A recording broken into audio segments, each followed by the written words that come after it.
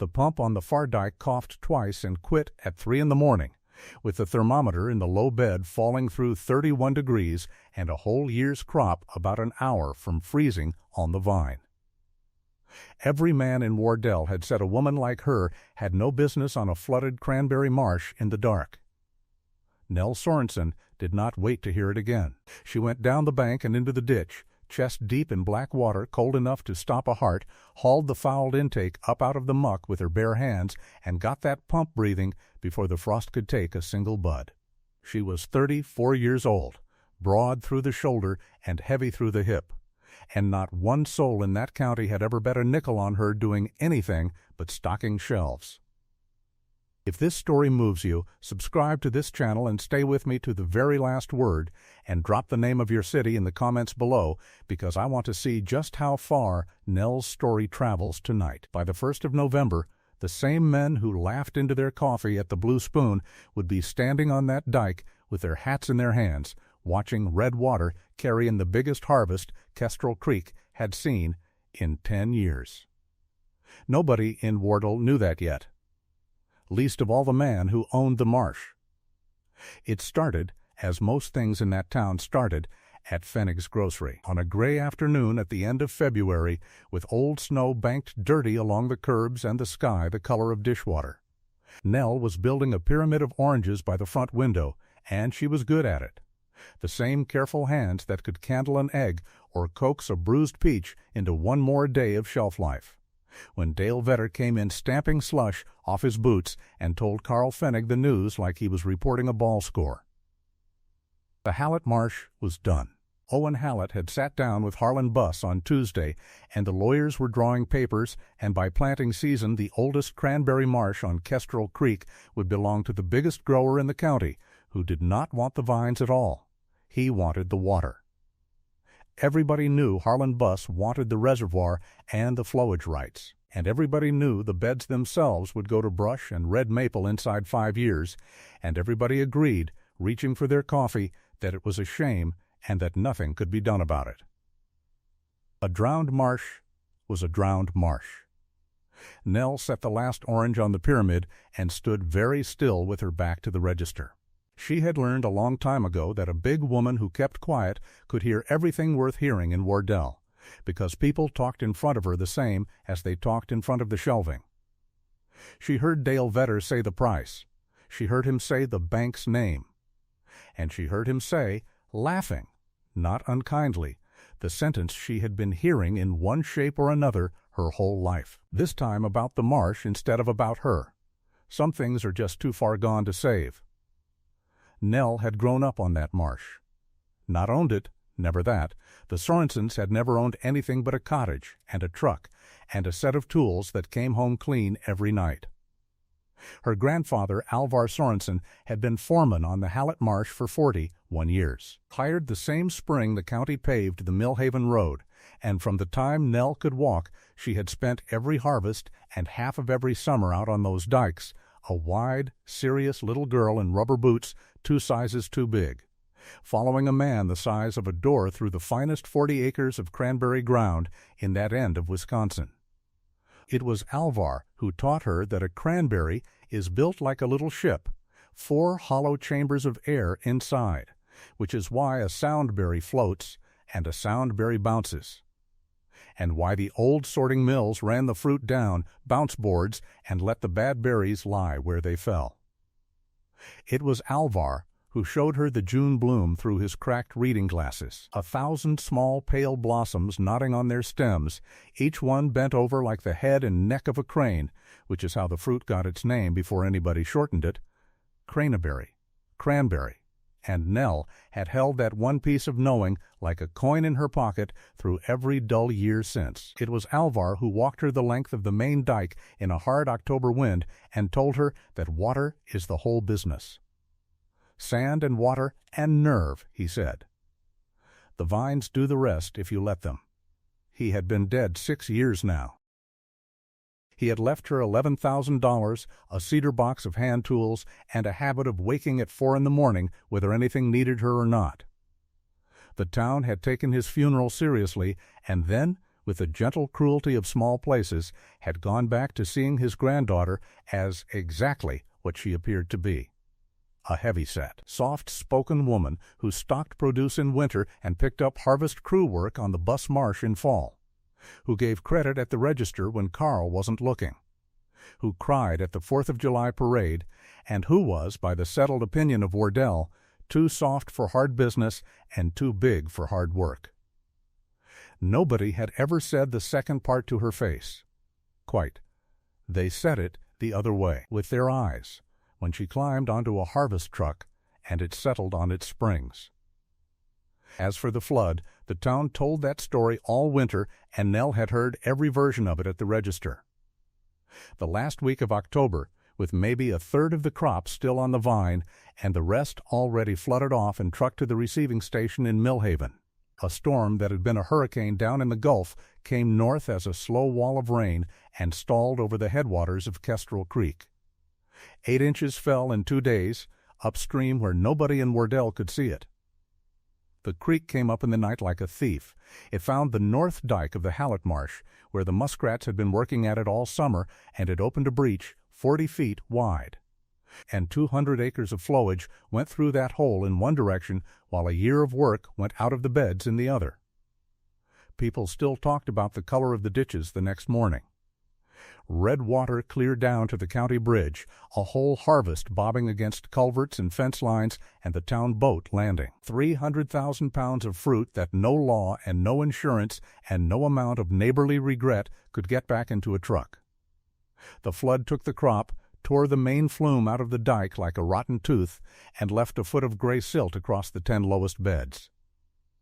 And then, because trouble is a poor guest that never leaves alone, it took Roy Hallett too. Not that night. In January, quietly, shoveling the walk he had shoveled for 50 years, a big heart giving out in a small gray hour, and the ambulance 40 minutes coming because the roads were bad. Roy Hallett had been a good man of the kind that never makes the papers, and his boy Owen had stood at the graveside in a borrowed black coat, and after that, by every account that passed across Nell's register. Owen Hallett had walked the marsh once, alone, in the snow, and had come back and shut the farmhouse door, and had not gone out on the dikes again. He took his meals in town, worked winter hours at Vetter's implement dealership to keep current on a banknote everybody knew the size of and nobody said out loud, and waited for spring and Harlan Buss's lawyers. He was 38 years old, and he looked at the ground when he walked, and the town, which had loved his father, was already talking about him in the past tense. That was the news at Pfennig's on the last Sunday of February. That night Nell did not sleep much, and at first light, which comes late and gray at that time of year, she put on her grandfather's old canvas coat, drove out the Millhaven Road, left her truck at the padlocked gate with the sign that still said Hallett Cranberry Company in paint the weather had nearly finished erasing, and climbed over. What she found would have broken most hearts and settled most arguments. The main dike stood, but the north dike lay open like something shelled, the breach a raw gap of slumped sand and clay with the creek muttering through the bottom of it, fence wire and a neighbor's dock piled in the throat of it, and the water doing exactly what water does when nobody stands up to it, which is whatever it wants. The main flume, the big timber and plank gate her grandfather had rebuilt twice in her lifetime, was simply gone. A splintered crib of pilings and one iron pin to say where the stop logs used to sit. Silt lay over the low beds in a smooth gray skin, cracked at the edges like old paint, and the trash of the flood was everywhere.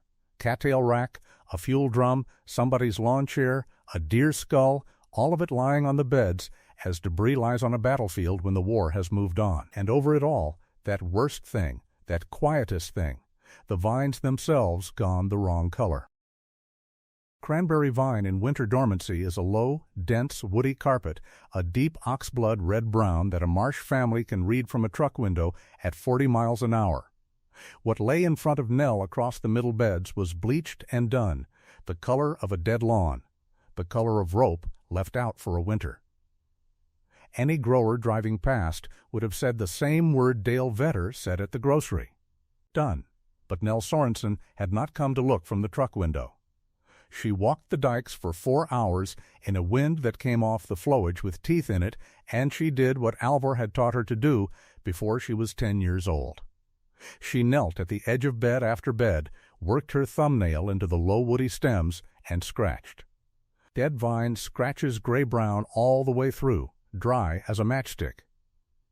Live vine shows a thin ring of grain under the bark, shy as the first stripe of dawn, and it shows it even in February, even under trash and silt and the general verdict of a county. The 10 low beds along the breach scratched dead. The middle beds scratched dead. Then doubtful. Then dead again. And then Nell came up the east side, where a windbreak of tamarack her grandfather had planted before she was born stood between the beds and the worst of the winter wind, where the snow had drifted deep and lain all season like a blanket instead of blowing off, and she knelt and scratched and found green. Green in the first bed, green in the second, green, patchy but honest, in bed after bed down that whole eastern flank, 12 acres and more of old sorrels and Ben Lear vine that had gone under the flood late, settled its debts with the silt, wintered under 2 feet of drifted snow, and quietly declined to die. She stayed on her knees in the last of those beds for a long time, not because she was praying exactly, though her grandmother would have called it that, but because she was counting beds and barrels the old way, counting gallons a minute through a flume that did not exist yet, counting the weeks between late ice and bud break, counting the dollars in a savings account that had sat untouched for 6 years because she had never found a thing in this world worth spending her grandfather's money on. A banknote payment due the 1st of November. A dead man's marsh, a live green ring under a thumbnail, no wider than a pencil line. Anyone watching from the road would have seen a heavy woman in an old coat kneeling in a ruined bog with her bare hands in the frozen vines, and would have wondered what on earth there was out there to want. Monday morning at 7, washed, and combed and terrified in a manner that did not show. Nell Sorensen drove up the long unplowed lane of the Hallett farmhouse and knocked on a door that had not heard a knock since the funeral, to make the worst businessman in Wardle and offer no sane one would. Owen Hallett opened the door in a work shirt buttoned wrong and looked at her the way a man looks at a bill collector. He was tall and had been broad once and would be again if anyone fed him, dark hair pushed back with a hand instead of a comb, a beard he had let happen rather than grown, and gray eyes with a tiredness in them that had gone past sleep and become a kind of address, a place where he lived. Nell knew him as everyone in a small town knows everyone, which is to say from a distance of 20 years. He had been 2 grades ahead of her. He had driven grain trucks in high school and married a girl from Stevens Point who lasted 3 winters on the marsh and left before the 4th, and the town had made up its mind about whose fault that was without evidence, as towns do. He had big hands like his father, and he stood in the doorway with them hanging, as if he had forgotten what they were for. "Sorensen," he said, not unfriendly, just a fact filed, Alvar's granddaughter. "Yes, if you're here about the tools in the shop, take them. He'd want that. I'm not here about the tools." Nell had rehearsed a speech in the truck, and she could feel it leaving her, the whole polished thing sliding away like snow off a warm roof, so she did what her grandfather used to do at the start of any hard job, which was to stop planning it and put a hand to it. "I want the marsh," she said, "not to buy it. I can't buy it. I want a season. Give me this 1 season to bring in a crop, and if I do, you don't sign with Harlan Buss." The wind moved in the bare lilacs by the porch. Somewhere behind the house, a loose piece of tin ticked against a shed. Owen Hallett looked at her for a long moment, and then he laughed. One short sound with no meanness in it and no joy either. The laugh of a man being shown a card trick at a funeral. "You've been out there," he said. "It's under a county of silt. The North Dyke's gone. The flume's in the Gulf of Mexico by now. That marsh is dead, and I'll tell you something the coffee crowd doesn't know yet, the price is dead too. Co-op's paying $11 a barrel on surplus fruit this year. 11, my dad got 60 once. You could bring in a full crop off those beds, which you can't, and still not cover the note. Bus is offering more than the operation will ever earn again. It's not selling out. It's arithmetic. Your east beds are alive, Nell said. That's what the silt does. It lies. I scratched 200 stems Sunday. Everything along the Tamarack line shows green wood, 12 acres and better, old Searles and Ben Lear, and there's Stevens in the 2 beds your father planted the year of the drought that only took water damage on the low corners. The winter kill is real in the middle, where the wind stripped the snow off, and those beds are gone, I'll give you those. But this marsh isn't dead. It's hurt. Those are different words. He stopped with his hand on the doorframe. Something in his face came forward, then went away again, like a fish rising under ice. $11 a barrel, he said. Sound fruit floats, Nell said. So does the price, if you stop selling where everybody else is selling. Nobody in this county has dry harvested in 20 years. It's slow and it's stubborn, and everybody quit because the reels are faster, and that's exactly why fresh fruit is short every fall. The chains want it. The farm stands beg for it. Fresh, dry picked. Hand-graded cranberries were bringing $60 and $65 a barrel at the little end of the market last year, while the surplus juice fruit sat in freezers. Your granddad's walk-behind pickers are in the barn loft. Mine kept them oiled. I've seen them under the tarps. I'd wet harvest the main crop for the co-op, and I'd take the 2 best beds dry for the fresh market. And between the 2 of them I will make your note payment by the 1st of November. $22,000. That's the number, isn't it? It was not a question, and his silence was not an answer, but they understood each other. And you'd do this for what? He said. Half. Half of nothing is nothing. Then you've lost nothing, Nell said, and you can sign Harlan Buss's papers in November instead of March, and his money will still be green. But if there's a crop, I take half, and the note gets paid out of the whole before either of us sees a dollar, and the marsh stays a marsh. It's 400 hours of dike work before you ever touch a vine. The flume alone is a month. I know what the flume is. I helped rebuild it when I was 16. I stood in the mud and handed your father stop logs while my grandfather cussed the county in Norwegian. I know that marsh better than any person left alive, Owen. I know where the springs come in cold along the east side, which is half the reason those beds are still breathing, and I know the muskrat runs your dad never quite got ahead of. And I know the low bed by the pump house frosts a full week before anything else on the property. You'd be gambling a summer. I'd be gambling everything my grandfather left me. I'm asking you to let me. He looked past her then, down the lane, at the white marsh lying under the gray sky like a dropped sheet, and Nell watched him do the thing the whole town had been doing all winter. Watched him try to see it and defend against seeing it in the same breath. He was quiet so long that the cold got into her collar. When he spoke again, his voice had dropped into something older. My father put 51 years into that ground, he said. It killed him in the end, near enough. I watched him stand at that breach the morning after, with the whole year floating past the county bridge, and I watched something go out of him that never came back. You want to know why I'm selling? I'm not selling a marsh. I'm selling a thing that eats hallets. Then it's a good thing I'm not a hallet, Nell said. The wind ticked the tin again. And Owen Hallett, who had not decided anything in 4 months, who had been moving through his days like a man waiting, looked at the big calm woman on his porch, at her chapped hands and her grandfather's coat and the flat unhurried way she had said his own bank balance to his face, and made the first decision of his new life, which he would have told you that morning was only the decision to stop arguing on a cold porch. 1 season, he said. Your money runs the operation. I don't have any. Crop pays the note first, then splits. If the note's short on the 1st of November, I sign with Buss the same week, and you don't say a word to me about it. Agreed. And I'm not working it with you, he said, and this he said carefully, laying each word down like a man laying planks over soft ground. I'll sign what needs signing. But I don't go out on those dikes. You'll want to know why, and I'm telling you now, so you never ask."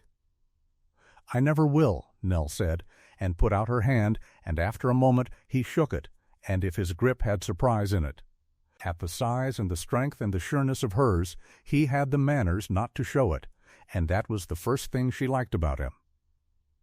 The second thing happened as she turned to go. "Sorensen," he said from the doorway. "The foreman's cottage is sitting empty.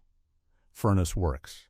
It was your family's for 40 years. I'm not renting it to you. I'm just telling you where the key hangs." He shut the door before she could thank him, which she would understand much later was the point.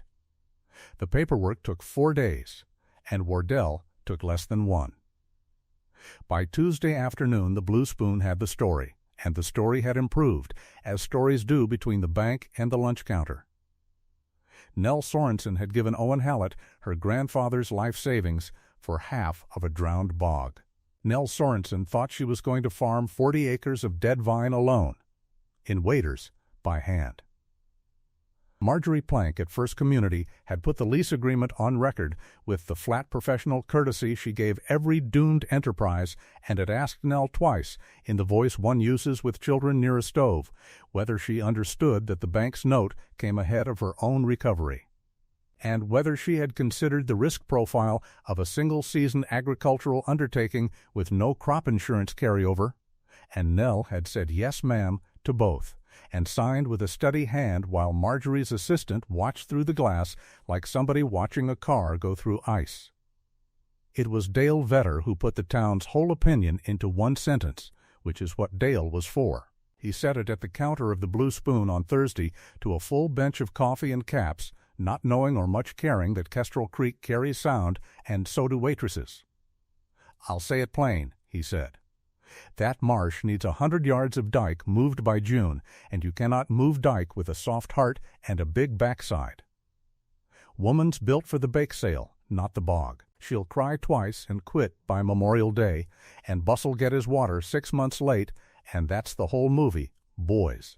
The bench laughed most of it. Carl Pfennig, who had lost his best produce hand that morning and was gloomy about it, did not, and neither did an old man at the end of the counter with a fried egg and hands like tree roots who paid his $1.40, put on a wool cap with ear flaps, and drove his rattling flatbed out the Millhaven Road to the Marsh Gate, where a big woman in a canvas coat was wrestling a new padlock chain with her breath standing white around her.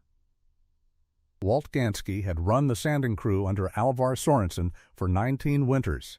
He was 72 years old, a widower twice over, and he had exactly one speech in him. So he gave it through the truck window without turning off the engine.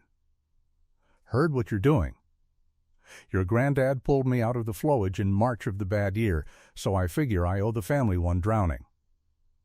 I got a bad hip, a good chainsaw, and I don't work Sundays.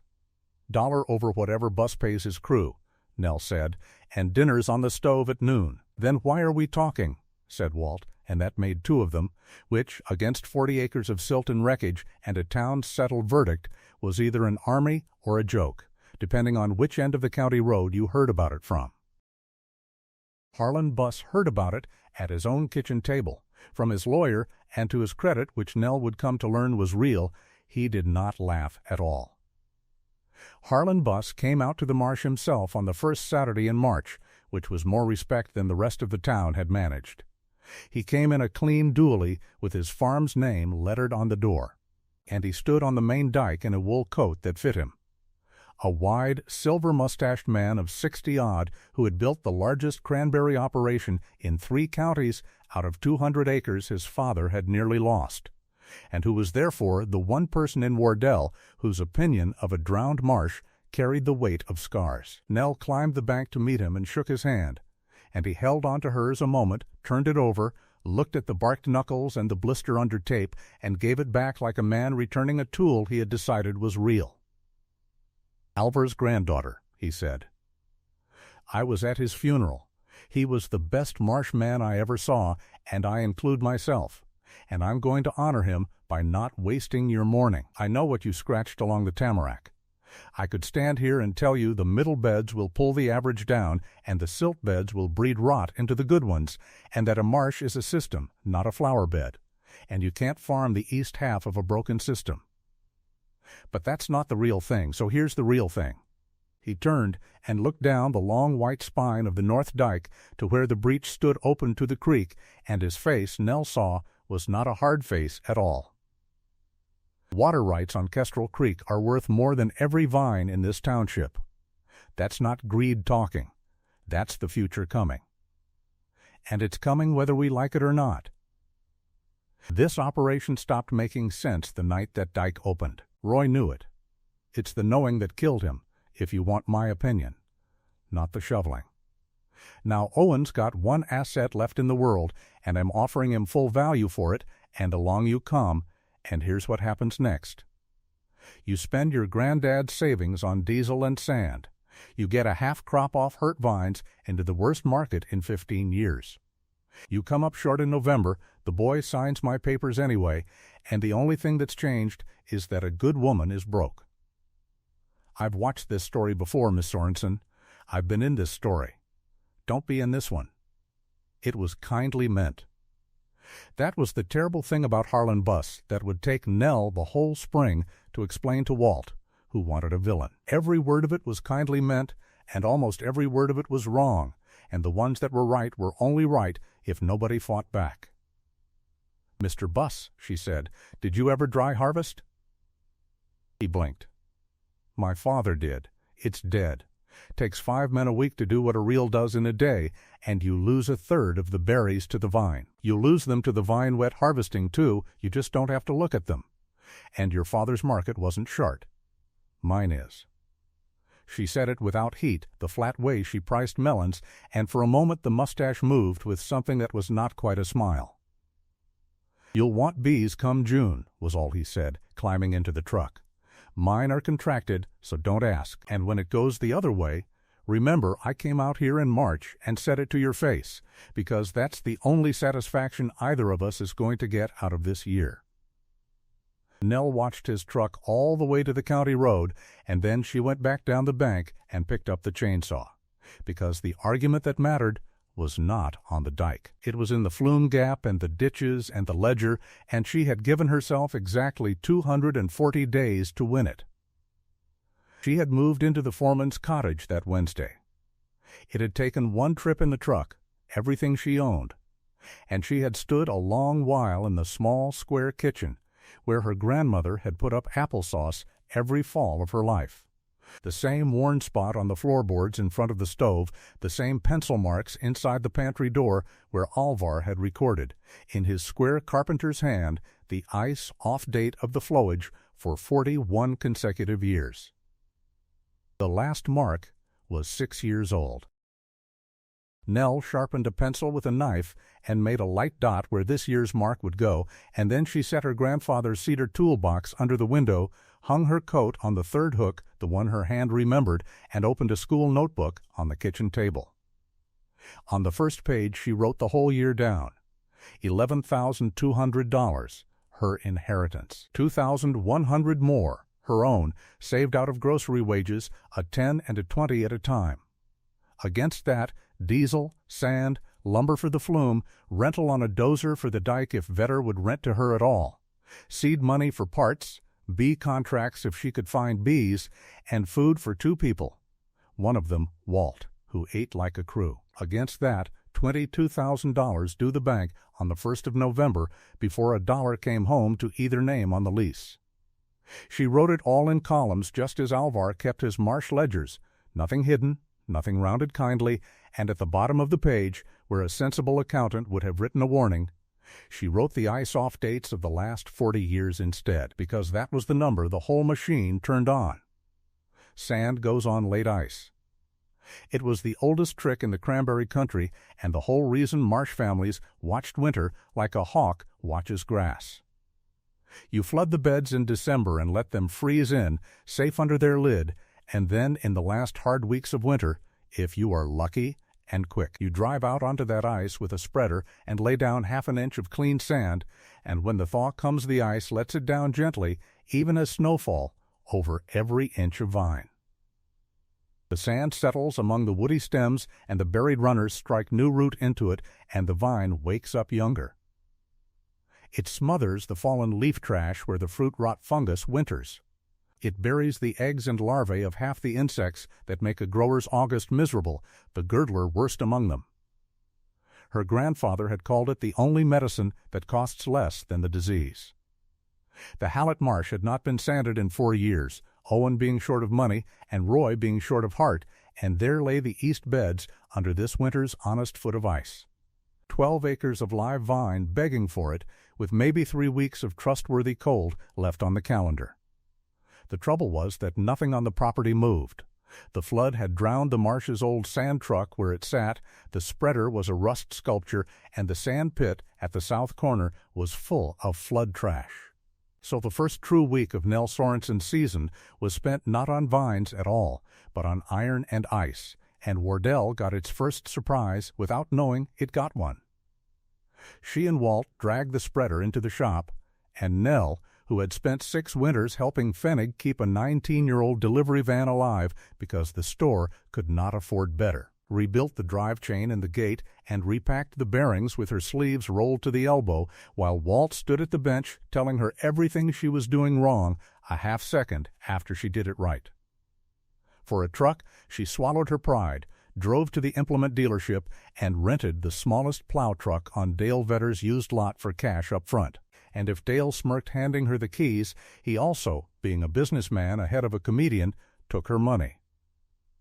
On the 11th of March, in the blue dark before 6, with the thermometer at 9 degrees and the ice on the east beds drilled and measured twice at 7 honest inches, Nell drove a loaded sand truck out onto a frozen cranberry bed exactly as she had ridden shotgun as a girl, low gear. Door open, seat belt off, Walt walking the line ahead with a spud bar, sounding the ice like a man knocking on doors. They laid sand in long, even blankets, bed after bed, all that day and the 2 days after, the spreader ticking like a big clock, the gulls wheeling in from the flowage to see what was moving, and on the 3rd afternoon, with 1 bed to go, the ice under the truck spoke once, a ripping crack that ran 50 feet and dropped the front wheel 4 inches into a heave, and Nell was out the open door and on solid ice, with a rope on the bumper before her heart had finished its first bad beat. They winched the truck back with Walt's flatbed, left the last bed unsanded, and stood on the dike breathing hard. "Your granddad lost a spreader through the ice in the bad year," Walt said at last. "Whole rig, 8 feet of water."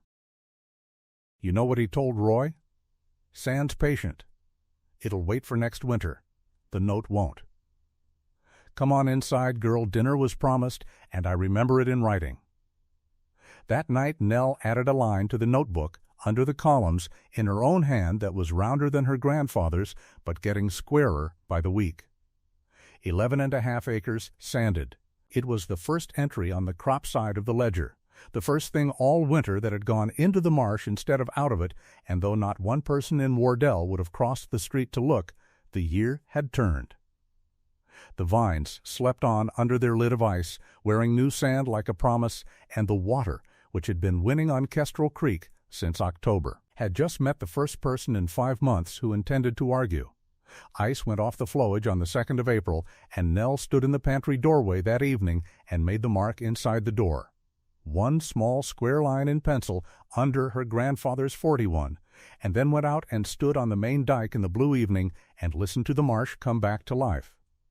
The water talking in the open ditches for the first time since October, a pair of sandhill cranes bugling somewhere north over the flowage, the whole drowned kingdom stretching in its sleep. Then the real work started, and April became a month that Wardell would hear about only in pieces, from the propane man, from the kid who delivered parts, from anyone whose route carried them down the Millhaven Road slow enough to look, and the pieces did not match the movie Dale Vedder had promised the coffee bench. The ditches came first. A cranberry marsh breathes through its ditches, the perimeter canal and the laterals between beds, and every foot of the system was choked with flood rack and slumped sand and the sunken litter of the breach. For 2 weeks Nell worked hip-deep in 40-degree water in her grandfather's patched waders, chainsawing waterlogged tamarack trunks into liftable rounds, dragging fence wire and dock boards and the astonishing sunken trash of other people's property out of her ditches with a hand winch chained to the flatbed, while Walt ran the saw bench and told stories about every foreman on Kestrel Creek, going back to the flood of the year he was born. She learned again what she had half forgotten from girlhood, that marsh work is not strongman work, it is mule work, patient and repetitive and unforgiving of hurry, and that a body like hers, big through the base, low in its center, built for load rather than speed, was not the wrong body for it. It was the right one. The men who had laughed had simply never done the work, or they would have known what every generation of marsh wives and pickers had known before the machines came, that the bog has always answered to people the world called too heavy, too slow, and too stubborn, and answered them with fruit. She read the water while she cleared it, because her grandfather had taught her that a marsh tells on itself to anyone who will kneel and listen. A cranberry is one of the few crops in the world that wants sour ground, and it wants it steadily, and the flood had come through the beds, carrying creek silt with lime in it that could sweeten the peat past what the vine could stand. So the second week of April Nell went bed to bed with a soil probe and a jar of test solution she had bought from the extension office for $11, pulling a plug of black peat from the root zone of each live bed, working the color chart against the little vials in the flat morning light on the flume deck. The east beds came back where they belonged, sour as a green apple. 4.5 and 5 on the scale the vine likes, the tamarack duff and the cold seeps having kept the floodline from ever settling in. But the 2 low beds nearest the breach came back a full-point sweet, limed by the silt, and she marked them in the notebook and set them a course of powdered sulfur off the extension table, 40 pounds to the acre worked shallow.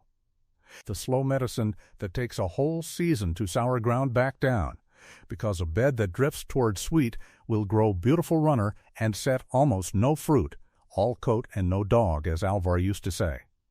She read the vines the same patient way. Live wood was only the first question. The second was whether the fruiting buds, the ones set the summer before the flood, had come through the drowning, and that took a knife and a hand lens and a cold morning at the kitchen table, slicing 100 uprights lengthwise to see whether the swollen bud at the tip held the tiny folded rings of a flower inside it, or only the flat plate of a leaf bud that would grow handsome and barren. Bed by bed the count came back better than she had let herself hope along the tamarack line. 4 and 5 fruit buds to the upright, where a healthy marsh runs 3, the vines having loaded heavy the summer before and then slept the whole disaster off under the ice, and worse, as expected, out toward the middle, where the winter kill thinned it to nothing. And she read the water going through the system, which is the part no book teaches.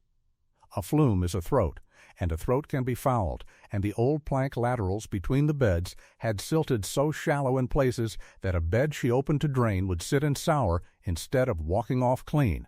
So she spent 3 cold days on her knees with a mason's trowel and a string level, cutting the bottom of each lateral back down to the grade her grandfather's drawings called for, an inch of fall in 100 feet, no more and no less, because too little and the water stalls and breeds rot, and too much and it scours the bank out from under the vine, and cranberry farming, she told Walt, who was hauling the spoil, is just plumbing that happens to bloom.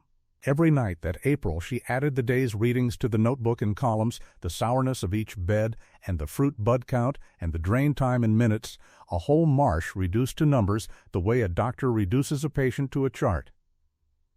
And every night the chart said the same thing in 3 hands of arithmetic, that the east 12 acres were not a wreck to be mourned, but a hurt thing to be nursed, and that the nursing was known work, older than the county, and would answer to whoever was willing to do it on their knees in cold water while the town drank coffee and called it hopeless. The flume went in the last week of April. She could not afford the poured concrete the big marshes used, so she built it as it had been built the year she was 16, a timber crib flume. And she built it off the drawings in her grandfather's cedar box, cut pilings driven into the dike gap. doubled plank walls bolted through, a floor of 2-inch oak, and the twin slots for the stop logs. The squared timbers you stacked and pulled one at a time to set the water level to the inch. Owen Hallett signed the lumber ticket without a word, that being his whole assigned part in the enterprise, but the yard delivered 8 timbers too few, and when the second delivery came, it came in Owen's own truck. And he stood at the top of the bank for a while, watching the woman below him set a beam soaked to the shoulders, watching her check it with a level, knock it a half-inch true with the flat of an axe, and check it again. And he left without saying anything, and left the tailgate of firewood he had brought along stacked outside the cottage door, and Nell said nothing about that to anyone, and added a cord of oak to the credit side of a ledger no bank would ever see. The dike was the big argument, and she won it in front of a witness, which mattered more than she knew. To close a 40-foot breach you need machine work, a bulldozer to strip the slumped material, key a trench down to solid clay, and rebuild the bank in packed lifts, clay core, sand shoulders, sod face, as dikes have been raised since the Dutch. Vedder's dealership had the only rentable dozer in town, and Dale rented it to her at a rate he would not have quoted a man, and sent it out on a lowboy with a driver named Petey, whose instructions the whole bench at the Blue Spoon knew by Friday were to run the machine himself at 60 an hour when the leady gave up trying. Petey never got the seat. Nell had run a loader every fall of her 20s at the bus receiving station, and a dozer is a loader with better manners. And she walked the machine into that breach and cut the keyway in 4 passes so clean that Petey, standing on the dike with nothing to do, finally sat down on a stump and just watched, and what he told the coffee bench Monday was not what Dale wanted told. He said, and it went around town faster than the flood story ever had, that the big Sorensen girl handled a blade like old man Buss handles a checkbook, and that the new dike was better than the old dike, wider at the base, cored with blue clay from the south pit, crowned for a truck to drive, and that she had finished 2 days inside the rental and driven the machine back onto the lowboy herself. What he did not tell them, because he had no way to see it, was what it cost.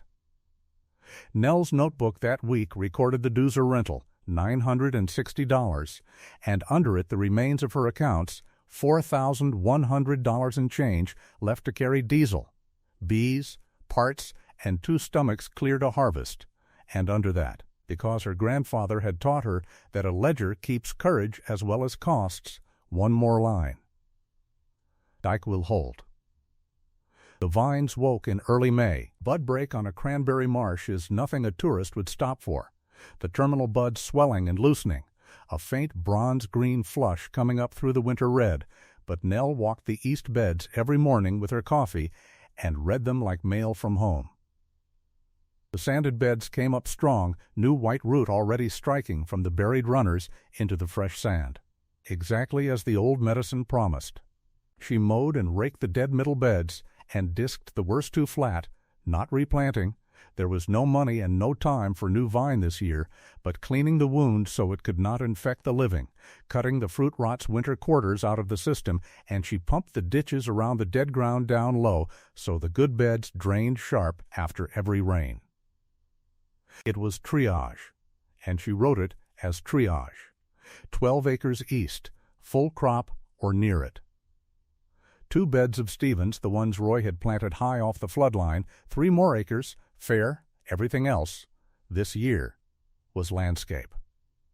And in the barn loft, on the first rained-out morning of May, she finally pulled the tarps off her grandfather's dry harvesters, and stood in the dusty light looking at the other half of her whole gamble.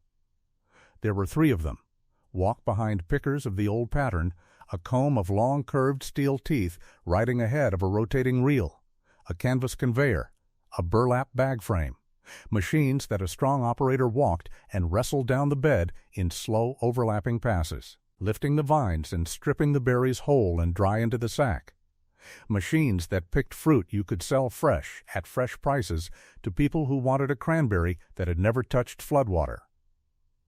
Alver had kept them the way some men keep guns or violins. The combs were wrapped in oiled paper. The grease fittings had been pumped before the tarps went on, 6 years and more ago. A man in his 80s putting his tools to bed properly, because that is what you do, whether or not any hand you know will ever pick them up again. Nell stood there a long moment with her palm flat on the cool steel. Then she fetched the kerosene and the wrenches and lost the day to them, and it was the best day she had had since February. Walt found her there at 5, up to her wrists in 40-year-old machinery, 3 carburetor parts soaking in a coffee can, and he leaned in the loft door and delivered his considered verdict on the entire spring. "You know what the town can't figure out," he said. "They keep waiting for you to find out it's hopeless, and you keep acting like nobody sent you the letter. Walt, do you know how to run one of these?" "I ran one before your mother was born, girl. You walk behind it, and it beats you like a rented mule from both ends of the day. Takes a big frame and a low patience and no imagination about your own comfort."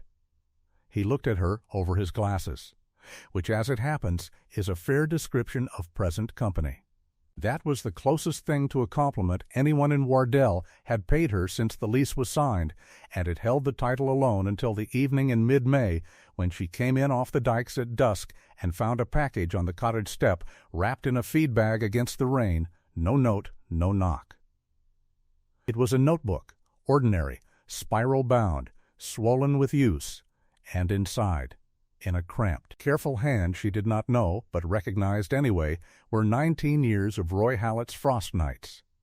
Every bed on the marsh mapped and named.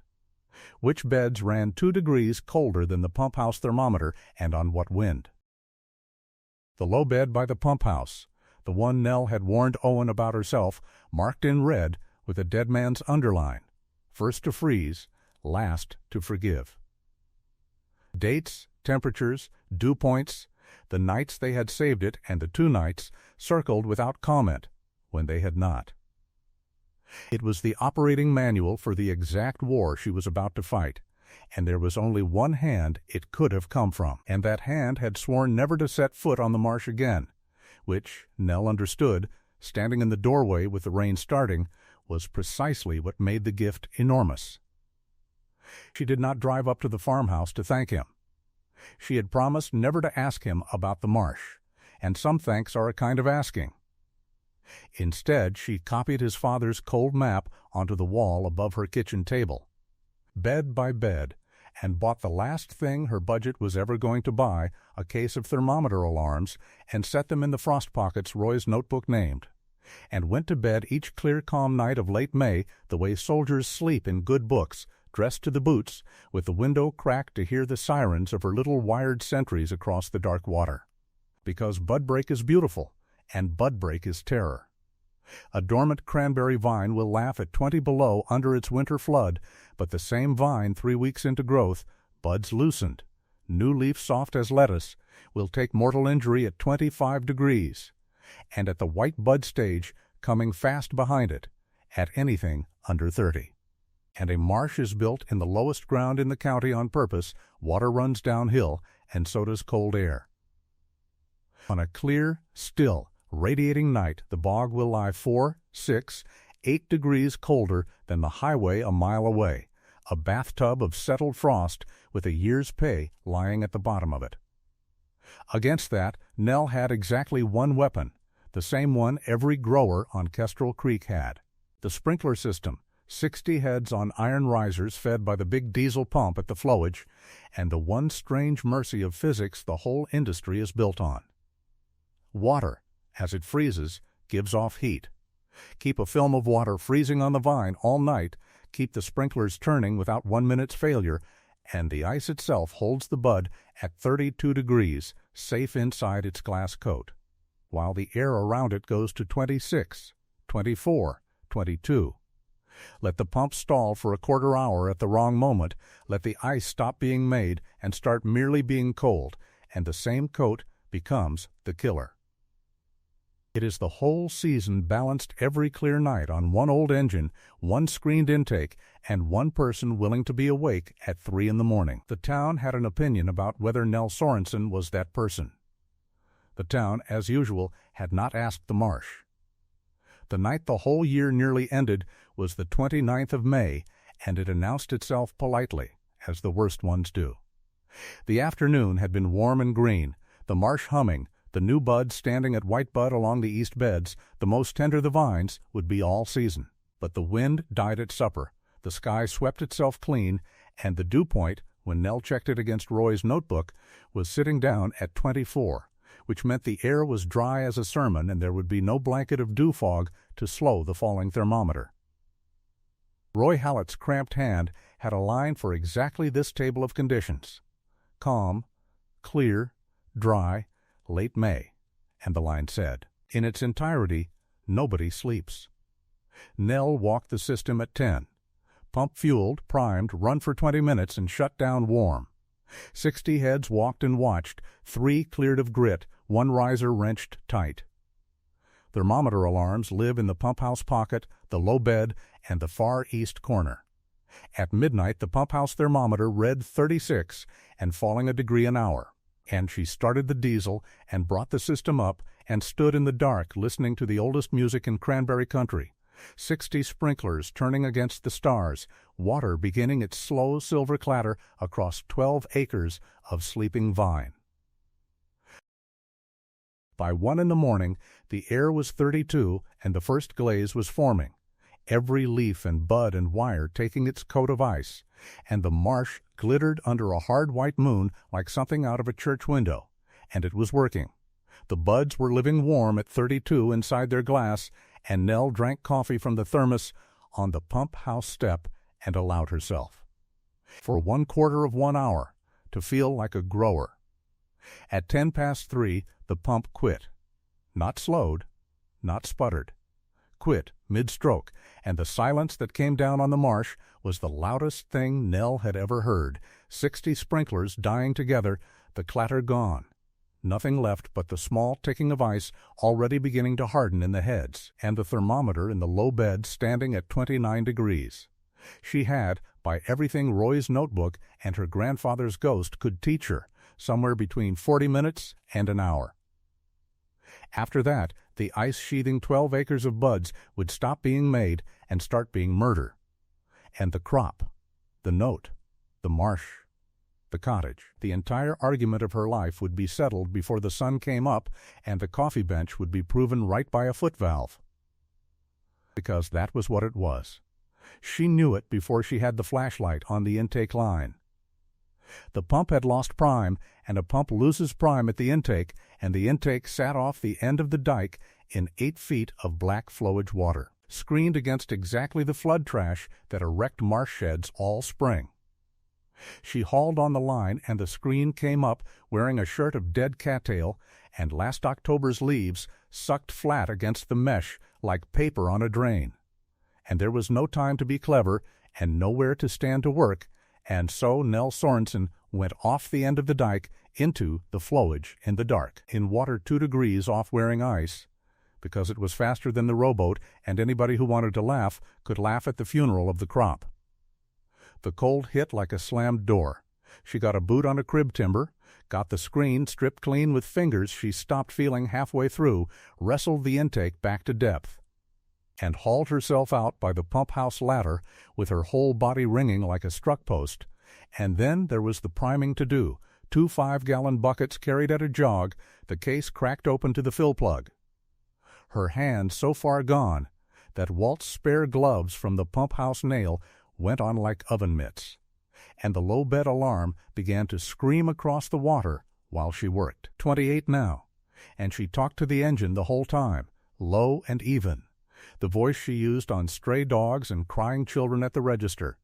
And on the 3rd crank, the diesel caught, coughed, hunted, and settled into its big dumb heartbeat, and 10 seconds later, out across the dark, 60 sprinklers stood up one after another and began to turn. Headlights were coming down the marsh road. She was still standing against the pump house wall, soaked to the collarbone and shaking in waves, when the truck slid to a stop on the dike and Owen Hallett came out of it at a dead run, and stopped 10 feet away and stood there in the moon with the water clattering, looking from the dripping intake line to the buckets to the woman.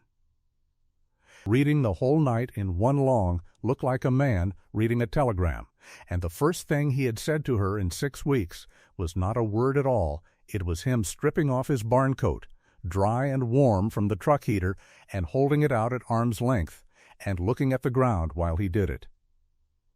"Alarm company calls the house line," he said, to the dike, to the dark, to nobody. Old contract. Never changed the number. "I had it," Nell said, through teeth she could not fully unclench. "I know you did," said Owen. "I watched you have it from the county road for 20 minutes.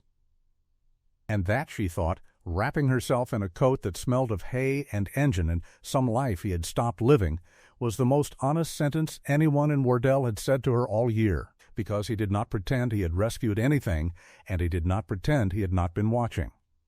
A man who had sworn off the marsh sitting at the end of the road at 3 in the morning because he could not make himself either go home or come down. He stayed the rest of the night. He did not touch the pump, and she did not ask him to, some promises being load-bearing, but he walked the beds with her hour after hour under the turning water, 2 flashlights moving along the dikes while the air went to 26, and stalled there, and finally, at the first gray of 5, began to climb, and when the sun came up over the tamaracks the whole East Marsh blazed like a chandelier. Every vine, every bud, every wire and riser sheathed in an inch of shining glass, ice made all night one thin film at a time. The heat of its own freezing spent down into the buds, the crop alive inside the crystal, and they stood on the dike in the risen light, too tired for guile, and watched the first shards begin to loosen and slide, whole casts of ice letting go of the vines they had saved. Chiming down onto the sand like the marsh applauding itself, and Nell laughed before she could stop it, a big, unguarded, delighted sound that carried across the water, and heard, a beat later, for the first time in anyone's recent memory, Owen Hallett laughed too. Rusty as a hinge, brief as a match, real as the ice.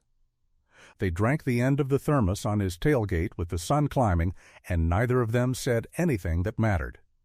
Which is to say, they talked about the pump.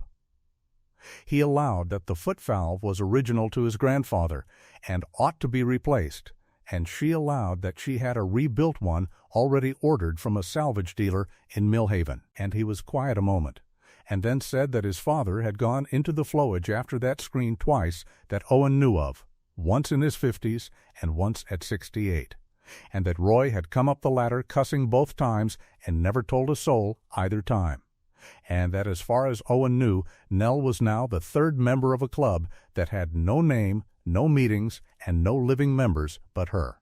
It was the first time he had spoken of his father to her in daylight. She held the coffee and let it stand, asking nothing, and after a while he tapped the tailgate twice with his knuckles, the gesture of a man closing a drawer, and said he would be at the dealership by 7, and drove out, and Nell stood in the mud in a borrowed coat with the ice music still falling all around her, and understood that the season had just crossed some line that had nothing to do with the ledger.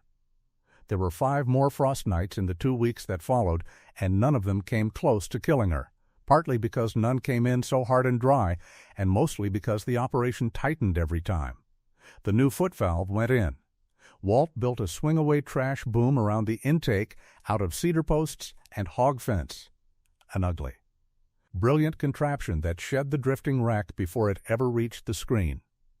The alarm company, at Owen's instruction and over the objection of no one, added the cottage's number ahead of the farmhouse line, though Nell noticed the farmhouse number did not come off the list, and said nothing.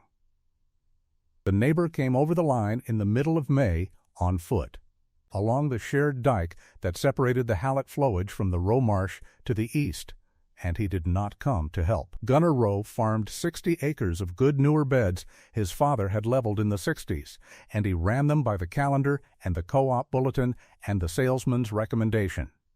A square, careful, unimaginative man of 50 who had never lost a crop and had therefore never learned the things a lost crop teaches. And he had a grievance, which he delivered standing on the boundary dike with his hands in his coat pockets. The grievance was water. He and Roy Hallett had shared the diversion above both marshes for 30 years by a gentleman's arrangement, so many hours to the Row gates and so many to the Hallett, and now here was a stranger. A grocery clerk, by his information. drawing the flowage down and running ditches full at all hours with no more idea of the arrangement than the man in the moon, and Gunner Rowe wanted it understood that his beds came ahead of a bog everybody knew was finished. Nell heard him out the way she heard everyone out, without interrupting and without giving ground, and then she took him along the diversion channel she had spent the hot week clearing and showed him what he had not troubled to look at himself.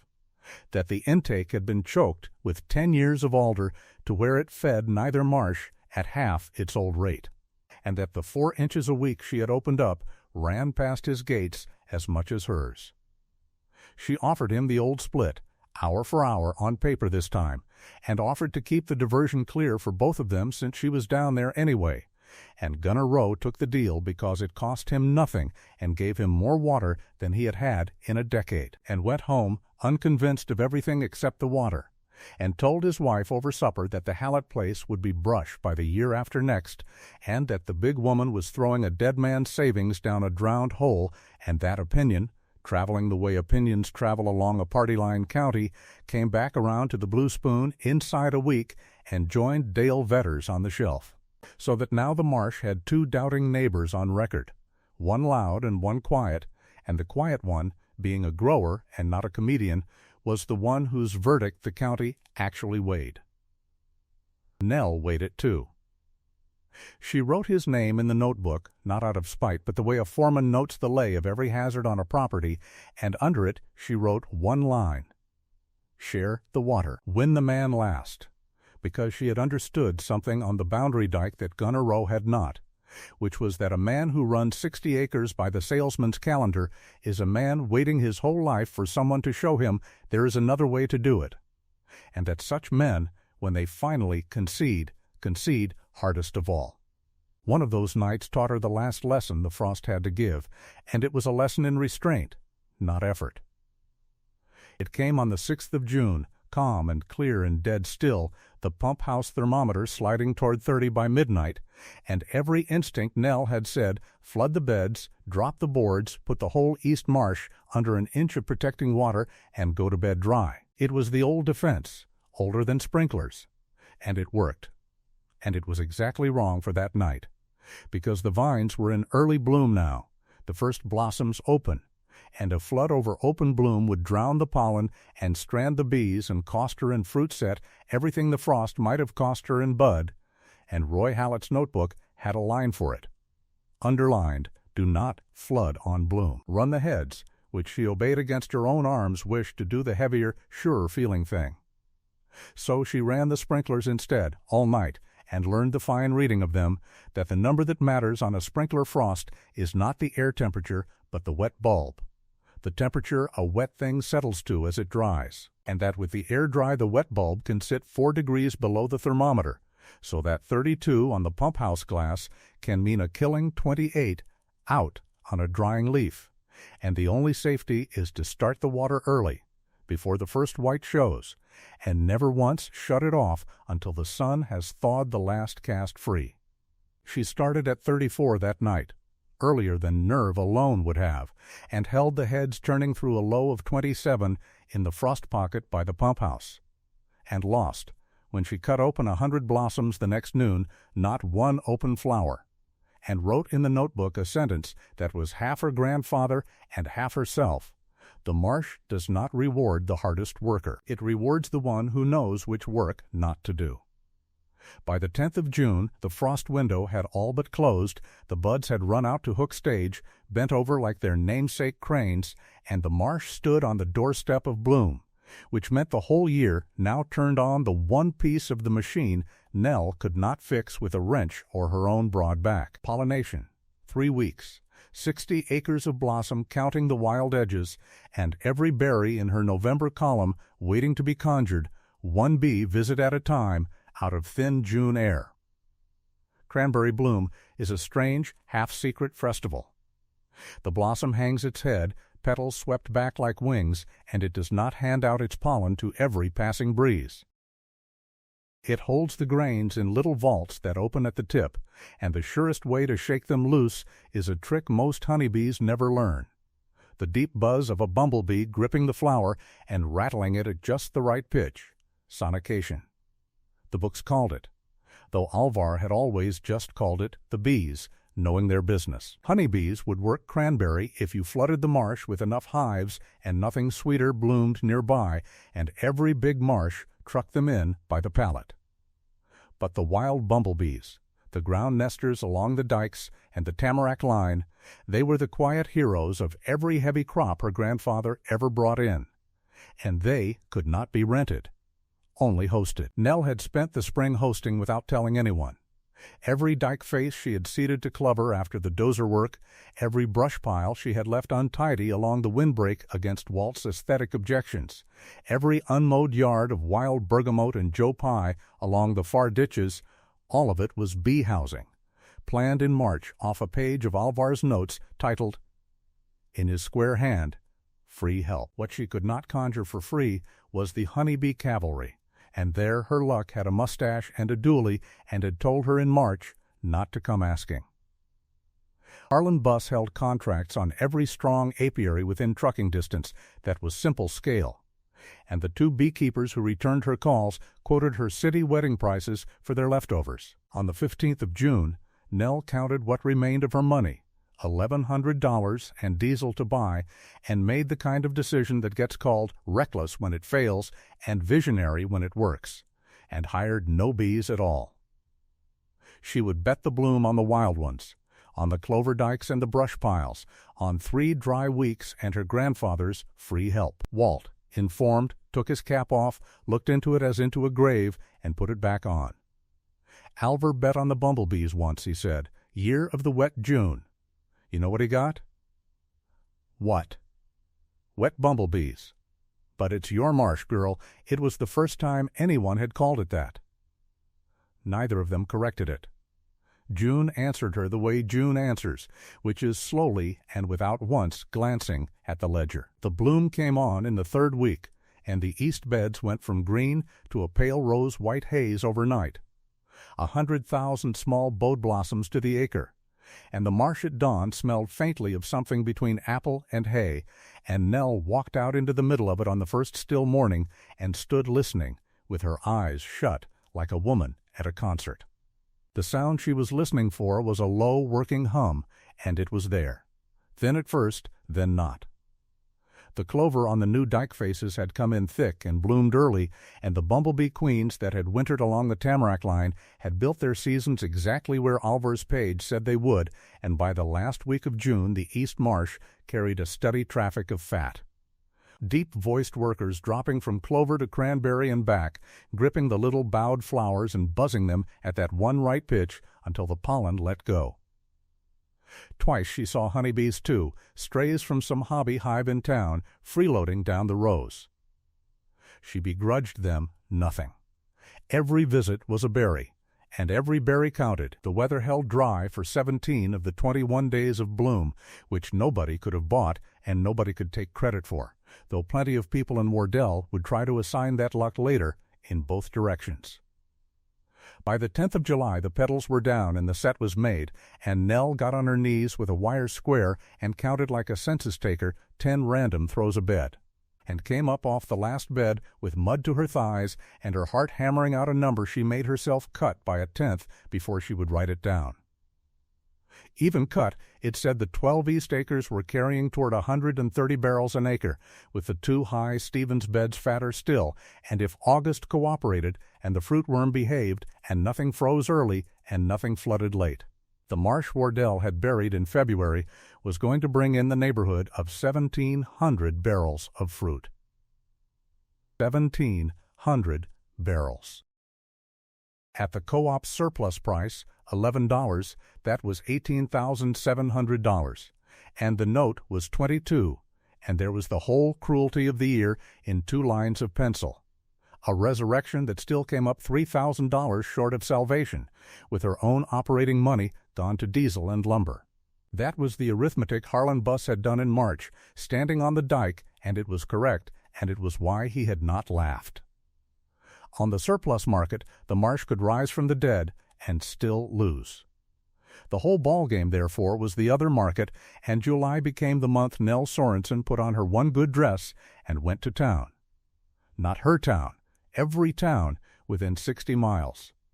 She loaded the truck cab with a cooler, a clipboard, and a case of pint boxes she had packed with last fall's bus marshberries bought retail just to have something red to set on a counter, and she called on every independent grocer, every orchard stand, every butcher shop and supper club, and church bazaar committee from Millhaven to the county line, and she made them all the same offer in the same flat, friendly, unhurried voice. Fresh, dry-picked cranberries this October, hand-graded, off the oldest marsh on Kestrel Creek, not trucked in from a warehouse in November. Picked Tuesday, on their shelf, Thursday, and she would put the name of their store on the reserved lot the day they signed the order sheet. She had learned selling from 12 years behind a register, which is to say she had learned people, and she watched the same scene play out in shop after shop. The polite no, the glance at her size, the second glance at her handshake. And then the pint box opening and the bounce, because she poured a scatter of berries on the counter and let them hop like she was spilling marbles, and told them about the 4 little rooms of air, and how a fresh cranberry is one of the only fruits in the world that will tell you itself whether it is sound. You just drop it, and the good ones answer. Shopkeepers are performers. Give a grocer a trick his customers' kids will beg to see, and you have sold him for life. By the 1st of August, the order book said 410 barrels of fresh fruit reserved at an average of $58 a barrel, with a Harvest Festival committee in Millhaven begging for a booth, and Nell drove home down the Millhaven Road doing sums out loud with the windows open. 400 barrels fresh at 58. 1,300 barrels wet to the co-op at 11. That was $23,800 if every single thing between now and the last day of October went right, and the note was $22,000, and for the first time since February the number set alive, provided nothing in the world went wrong for 90 consecutive days. On a farm. On a floodplain. In Frost Country, Marjorie Plank reviewed the same numbers across her desk in mid-August, because Nell brought them in uninvited, notebook squared to the desk edge, every diesel receipt clipped in order, and the banker went down the columns twice with a silver pencil, and then sat back and looked at the big woman across from her for a long moment. "You're still 3 points of yield and 1 hard frost from a foreclosure," Marjorie said. "I'm aware of it. And this fresh market figure assumes buyers honor handshakes, and assumes you can dry pick 400 barrels with 3 museum pieces and a 72-year-old man. It assumes I can," Nell said. "The machines just have to walk." Marjorie Plank had spent 30 years learning not to be moved by farmers with notebooks, because being moved is expensive, and she did not intend to start with this one. But she was a banker in Cranberry country. She had grown up bounce-testing berries on her mother's cutting board, and when Nell had gone she stood at her window watching the truck pull out, and said to her assistant, in the tone of a woman reporting a curiosity of weather, that in 30 years of lending she had never once seen Alvar Sorensen's ledger hand on a losing operation, and then she went back to her desk and, being who she was, moved the Hallett file 2 inches nearer the foreclosure tray, all the same. It was Harlan Buss who blinked first, and he did it in August, and he did it in the open. He drove up to the farmhouse on a Sunday and raised his offer to Owen by 8%, cash terms, close in 30 days. And Wardell knew it by Tuesday, as Wardell knew everything, and understood exactly what it meant, which was that the biggest grower in 3 counties had looked across at a fat set on beds he had pronounced dead in March, done his own wire-square count from the road, and decided he would rather pay a premium in August than bid against a proven crop in November. It was the most flattering thing that had happened to Nell all year, and it came dressed as her destruction, because the offer had a fuse on it. 30 days. Take it, and the whole gamble ended in September, crop and all, with Buss harvesting her berries with his own reels and her lease dissolving into a settlement check. Owen Hallett listened to the offer on his porch, the same porch where a big woman in a canvas coat had once refused to leave, and the town, which had assumed all spring that he was merely waiting out a formality. Learned something Tuesday, too. He said no. Not no for now, not let me think on it. He said, by every account that reached the Blue Spoon, that he had a contract with Sorensen through the 1st of November, and that a hallet had never yet sold a crop standing in the water that grew it, and then he asked Harlan Buss politely whether he needed help turning his truck around in the yard. The coffee bench chewed that sentence all week. A hallet had never yet. Present tense, possessive, alive, whatever had walked back into Owen Hallett between the frost night and that Sunday porch, it had his father's grammar, and Dale Vetter, who was not a stupid man, only a loud one, sat with his cup a while that morning and then observed, to nobody in particular, that he'd hired Owen through the winter and never once seen him look at the clock, but that here lately the boy left the dealership at 5 sharp like the building was on fire, and somebody ought to look into where a man in his situation was so all-fired eager to get to. Everybody at the counter knew where. The gray truck sat parked on the Marsh Road 3 and 4 evenings a week now, and its owner was no longer sitting in it. He had come down the bank for good on the evening in late July when Nell and Walt were fighting the Berry elevator, the old chain and cup machine that would have to lift 1,300 barrels out of the water and into trucks come October, and which had seized its lower shaft with rust and refused every courtesy. Owen had stood on the dike for 10 minutes, watching a woman built like a bridge abutment lie full length in the mud under his father's elevator with a breaker bar, and something in him had finished the argument it had been losing since May. He went back up to the farmhouse and came down again in his work clothes, carrying the impact wrench and the good penetrating oil. And he lay down in the mud on the other side of the machine, without one word of ceremony, and from that evening on the Hallett Marsh had, whatever the lease said, 3 farmers.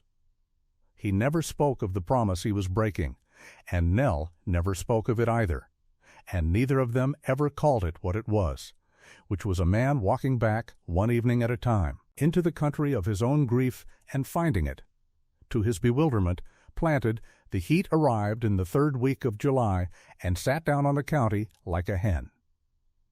15 days without rain, the highway shimmering by 10 in the morning, and a cranberry bed in fruit drinks like a field of stock, so the marsh went on to night water, and Nell learned the summer half of the war her spring had only hinted at.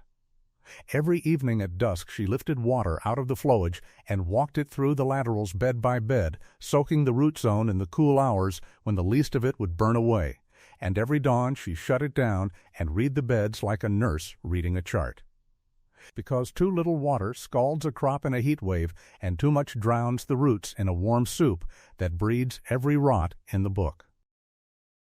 It was chess played against the sun with a pump for a queen, and she was 3 moves into it the evening the flowage gauge showed her something Roy's notebook confirmed with a red underline of its own, the reservoir dropping faster than the creek was filling it, which is how she came to spend the hottest week of the year doing the least glamorous work of the season. Out in the diversion ditch above the marsh with a shovel and the winch, clearing the intake channel of 10 years of alder and silt bar so the creek could feed the flowage at its old full rate. It was work nobody would ever see, in a place nobody would ever look, and it added, by her measure against the gauge, 4 inches a week of stored water to the operation. And her grandfather had a saying for exactly this, which she repeated to Walt with her boots full of ditch mud, that a marsh is farmed in the places guests are never taken. The supper club was that same week, and it was the sale she nearly lost and learned the most from winning. The Lakeview, out on the county line, white tablecloths and a Friday fish fry 200 plates deep, was the biggest single order left on her July list, and the owner, a brisk widow named Opal Kranz, who had run the place alone for 20 years, heard the pitch, watched the bounce, and said no. Said it kindly and finally, much as Nell herself said things, and gave her reason with the bill of fare that her kitchen bought sauce in number 10 cans because her cooks had no time in November to pick over fresh fruit, and a berry that had to be sorted was a berry she was paying twice for. Nell drove home beaten, thought about it for 2 days at the sorting bench, and drove back with a jar. Hand-grated, she said, setting it on the bar. Every berry in that jar crossed my boards and my eye, nothing in it to pick over, and here is what else. You are frying fish for every deer hunter in 3 counties the 2nd week of November, and I will letter a card for your menu that says your relish was growing on Kestrel Creek the 1st week of October. And you will be the only house between here and Eau Claire that can print such a thing. And Opal Kranz looked at the jar and at the woman and observed that she had been sold to by every wholesaler in the state and preferred this, and took 30 barrels, and became, over the years that followed, though neither of them would have chosen the word that afternoon, a friend. The farmhouse happened in August, and it happened because of the ledger. The kitchen table at the cottage had grown too small for the operation spread across it, order book and scale slip files, and the frost maps and the parts invoices, and one evening Owen looked at the archaeology of it and said, standing in the doorway, with his cap in his hands, that there was a perfectly good dining room up the hill doing nothing but holding dust, and his father's roll-top desk in it, and that the business half of the marsh might as well live where there was room to think. So the books moved up to the farmhouse, and 2 or 3 evenings a week that August, after the water was set, Nell sat at Roy Hallett's desk under the old man's barometer, working the accounts, while Owen fried supper for the pair of them in his mother's kitchen, which he did plainly and without apology, a bachelor's 4 dishes in strict rotation, and the house, which had spent a year as a sealed jar, got used to voices again by the simple habit of hosting them. She learned the rooms the way she learned everything, sideways, without prying. The parlor with the photographs, 4 generations of Hallett standing on the same dike in their church clothes, each print a little less afraid of the camera than the one before. His mother's reading chair, kept, and her shelf of bird books, kept, and the hallway floorboard that had squeaked since his boyhood, kept, too, he said, because a house should be allowed its opinions. Nell listened, and totaled the columns, and watched a man reassemble himself in his own door frames one evening at a time, and said nothing about it to anyone. That being by now the settled architecture of the whole enterprise, work spoken aloud and everything that mattered underneath it, like water under ice. Wardell watched all of it as towns watch, sideways too, and kept a running score it pretended not to keep. Carl Pfennig had hired 2 kids to replace her at the store and told anyone who asked that it took both of them, and the pyramid still leaned. The Blue Spoon bench had quietly stopped taking bets against November, and on the first Sunday of that August, Nell walked into the 11 o'clock service she had attended all her life, took her usual pew, second from the back on the ditch side as Walt called it, and found that some soul, in the course of the week, had penciled onto the little card slot of the pew rack in front of her seat, in a hand nobody ever owned up to, the single word reserved, and the congregation nearest her spent the doxology not quite smiling. And Nell spent it looking straight ahead at the hymn board with her ears going red, and left the card exactly where it was, and it is there yet. August tried to take it back, of course. August always tries. It came in hot and close, and the marsh, which had spent June performing miracles, spent midsummer reminding everyone that a cranberry bed is not a savings account, but a body. And bodies get sick.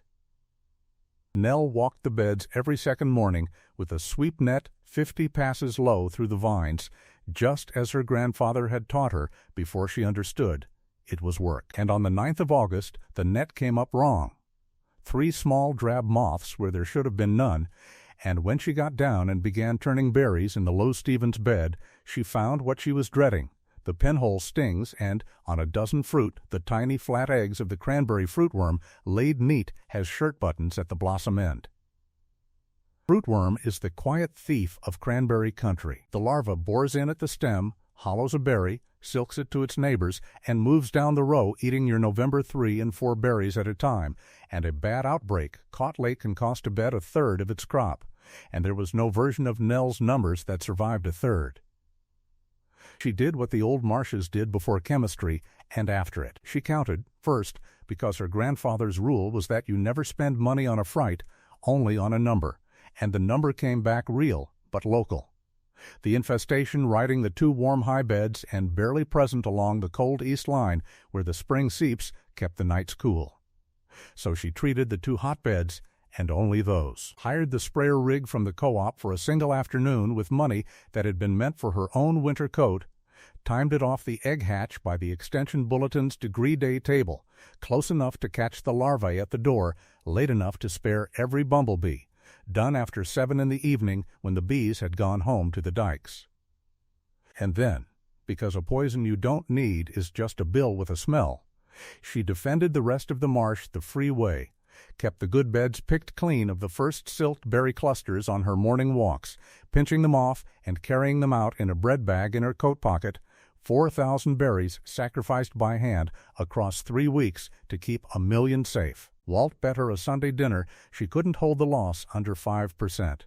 In the last week of August, they cut open 200 berries at the kitchen table like a pair of coroners, and found damage in 6, and Walt, a man of his word, cooked the dinner himself, a pot roast of the old school, and ate his crow with gravy on it, and told her over pie that in 50 years on Kestrel Creek he had seen exactly 2 growers walk their beds every second day in August heat, and that the other one had been her grandfather, and that both of them had carried the same bread bag, and then he got busy with the pie and let that sit, and Nell looked out the cottage window at the marsh going gold in the evening light and let it sit too, because some inheritances you accept as you accept weather, without a speech. The pickers were finished the same week, and that was Owen's doing as much as hers. Through the deep of the summer the 3 of them had fallen into a rhythm nobody designed. Mornings, Nell walked water and vines while Walt ran errands and told the same 4 stories. Evenings after the dealership, Owen came down the bank in his work clothes, and the shop filled up with the sound of 2 people rebuilding 40-year-old machines and not talking about anything but the machines, which is a language, and in some counties the only one. He was good with iron in the meticulous, joyless way of a man taught by a perfectionist, and she watched him thaw by degrees inside the work, watched his shoulders come down out of his ears, 1 bolt at a time. The 3 walk-behind pickers stood in a row by Labor Day, combs trued tooth by tooth, new canvas sewn onto the conveyors by Nell at her grandmother's machine, engine starting on the second pull, and Owen stood looking at them a long moment and said his grandfather had run the middle one the year Owen was born, and that his father always swore it picked cleaner than the other 2. And that he supposed Nell had better run that one herself then, and that was as close as he had come yet to saying any of the things he had not said. It was on one of those shop evenings, the radio low, both of them greasy to the wrist, that he told her the first half of it, unasked, in pieces with long gaps his hands filled with work. The night of the flood he had not been on the marsh. There had been a dealership banquet in Millhaven, a sales award, his name on a little walnut plaque, and his father had waved him off to it at 5 o'clock with the rain already coming down, saying a wet forecast was just a forecast and an award was an award. And the creek had done in 6 hours what the forecast said it would do in 36, and Roy Hallett, 69 years old, had gone out alone in the dark at midnight to pull stop logs and relieve the pressure on the North Dike, one man doing a 2-man job in a rising flood, and had not been able to pull the swollen bottom logs alone, and had stood in the roar with a peavey and felt the dike open 20 yards away, felt it through his boots, he told Owen afterward, like a bone going. By the time Owen got home at 1 in the morning with his plaque on the truck seat there was nothing left to do but watch the year go through the hole. His father never once blamed him. That was the part, Owen said to the underside of the picker, that a person couldn't get out from under. The old man had just gone quiet all winter, quiet at Christmas, quiet at the parts counter, quiet clean up to the morning of the shovel, and every silence had handed Owen the bill anyway, and after the funeral, the first time Owen walked out on the dikes alone, he had stood at the mended over breach and understood that he could either hate the marsh or hate himself, and the marsh was for sale, and he wasn't. Nell did not say any of the things the town would have said, that it wasn't his fault, that his father knew, that time heals. She was a marsh foreman's granddaughter, and she gave him a marsh foreman's absolution. 2-man job, she said, wiping down the comb teeth, not looking up.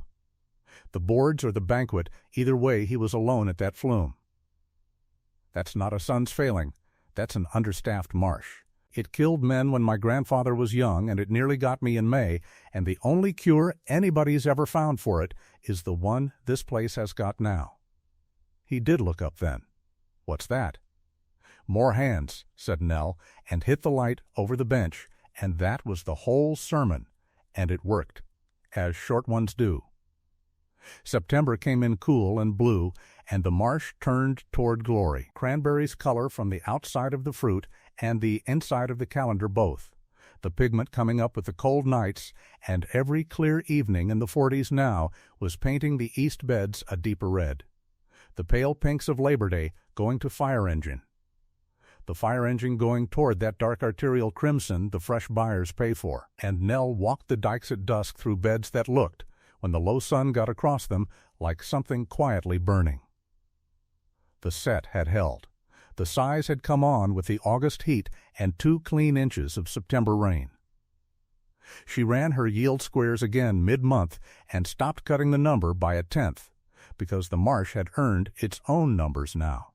And the numbers said better than 1,700 barrels, and the order book said 460 fresh reserved, the festival committee having come back twice, and for 11 whole days at the front of September nothing in the world went wrong.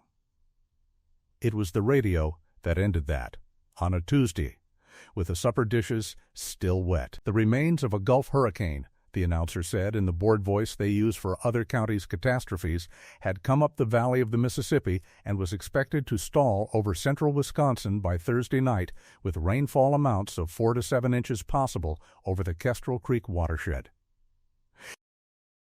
Nell stood with a towel in her hand, looking at the wall above the kitchen table, at Roy Hallett's cold map of the marsh with every bed named.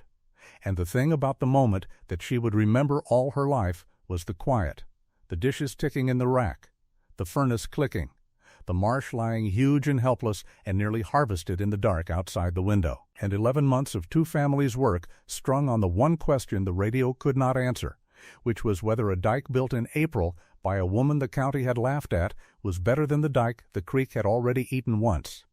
She had 2 days, and she spent them as her grandfather had taught her to spend the days before a fight, on the accounting of water. A flood is not rain.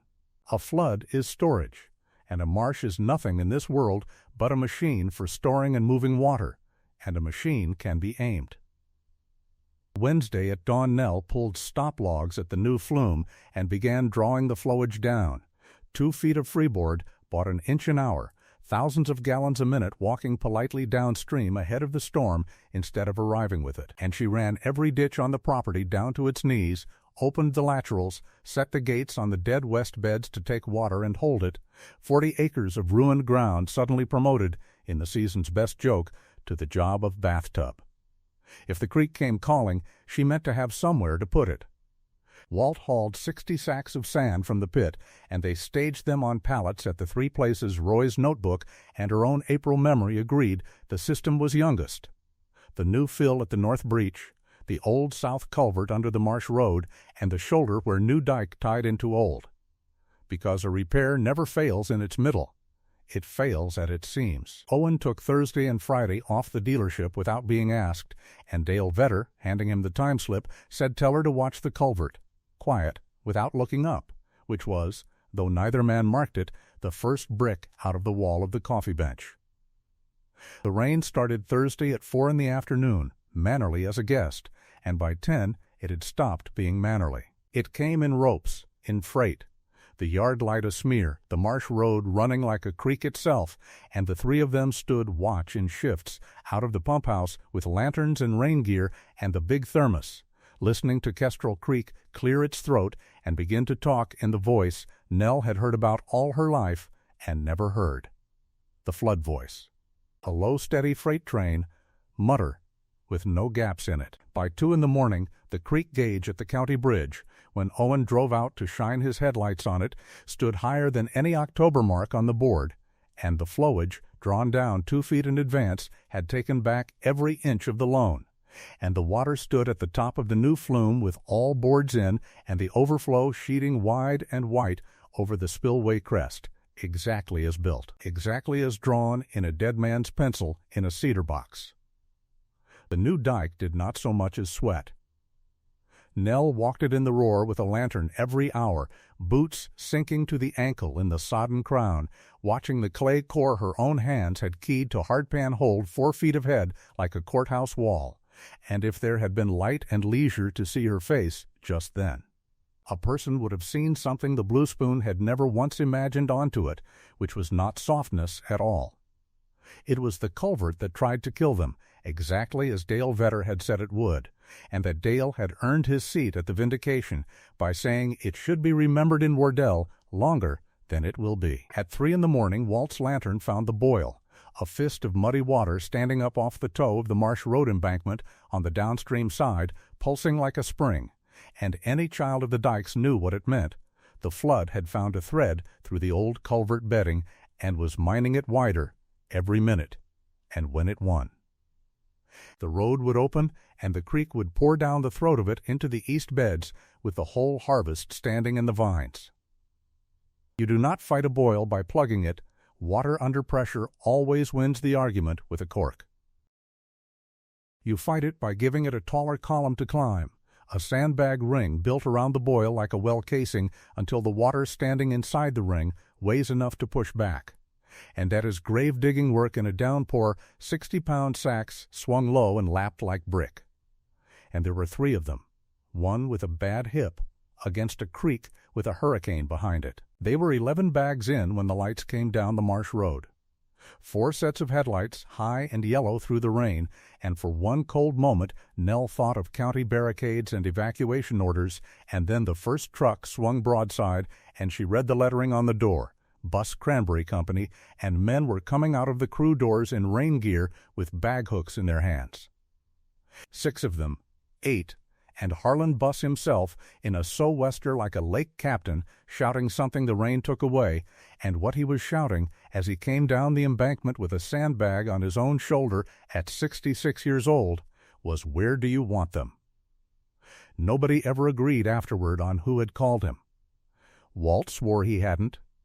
Owen swore he hadn't, and Buss, asked directly at the Blue Spoon a week later, said only that a man could see the Hallett pump house lights from his own north dike, and that Cranberry country had exactly one law older than the co-op, which was that you fight the water where the water is, and whose name was on the deed was a question for dry land.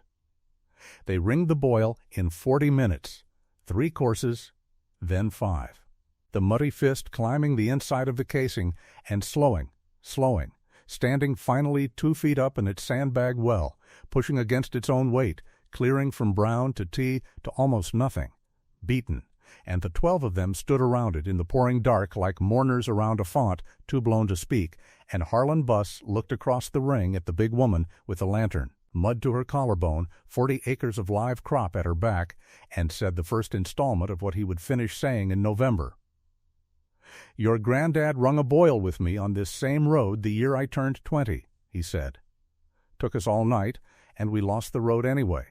He looked down the embankment, at the road holding, at the beds beyond the rain, lying safe behind a dike a county had laughed at.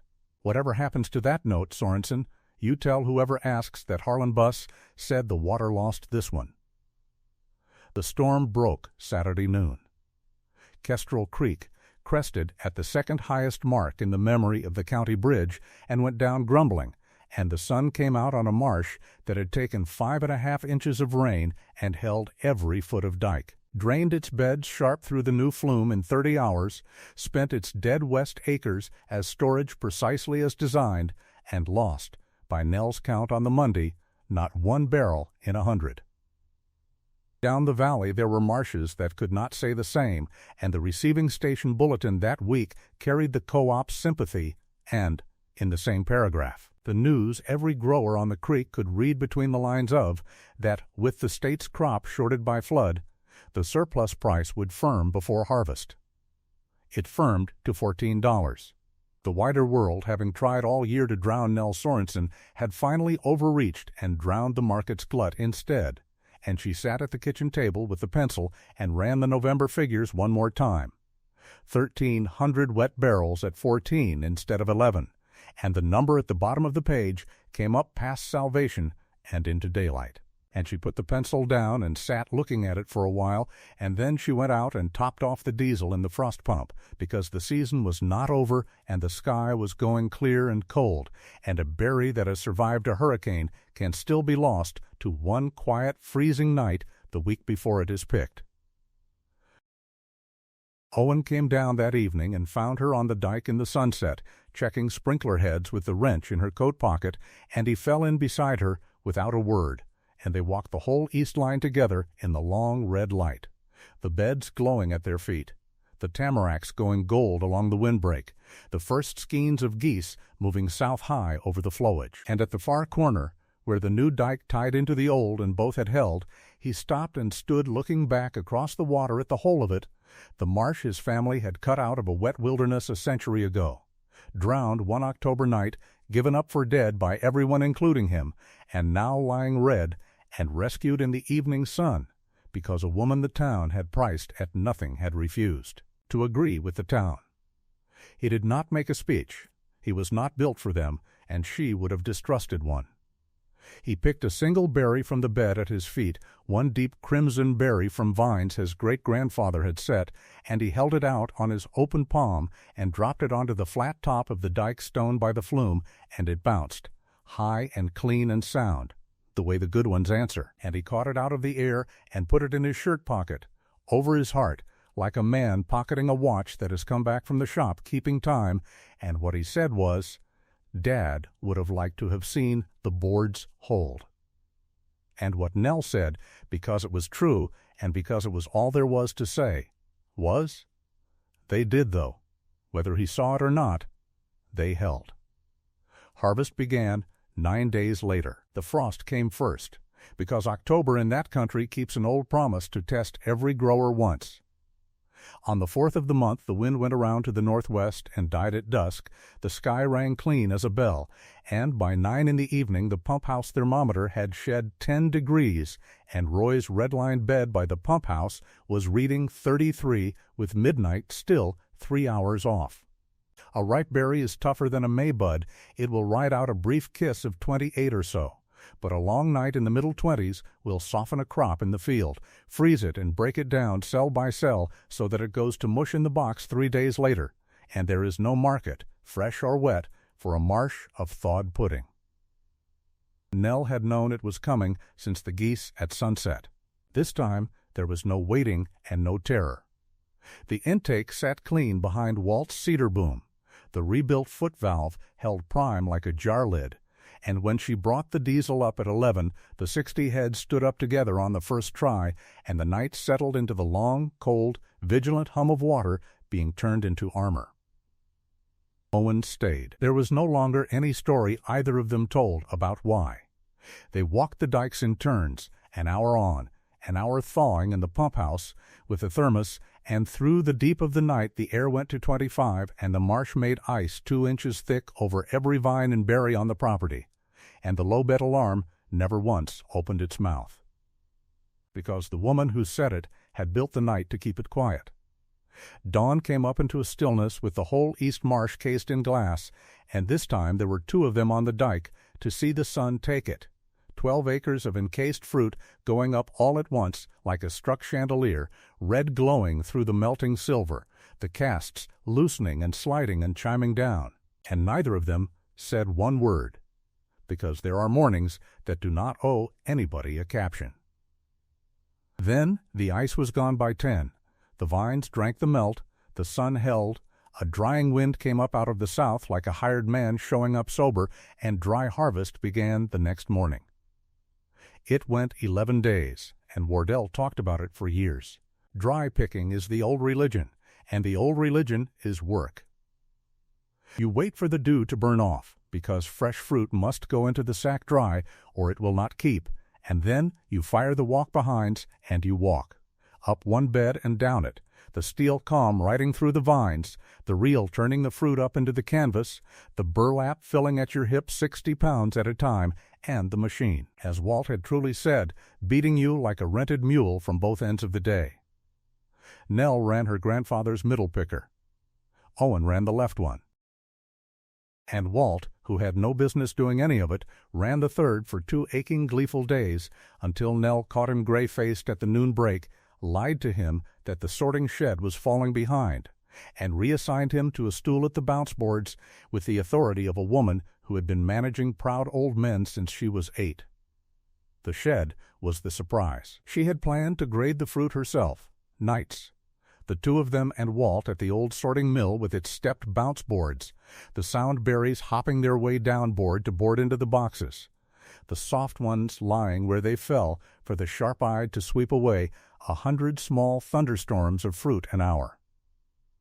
She had not planned on the town. It was the festival committee ladies who came first, 3 of them from Millhaven in a minivan, on the theory that a booth reserved deserved to look at the goods, and they stayed 4 hours and came back the next day with aprons.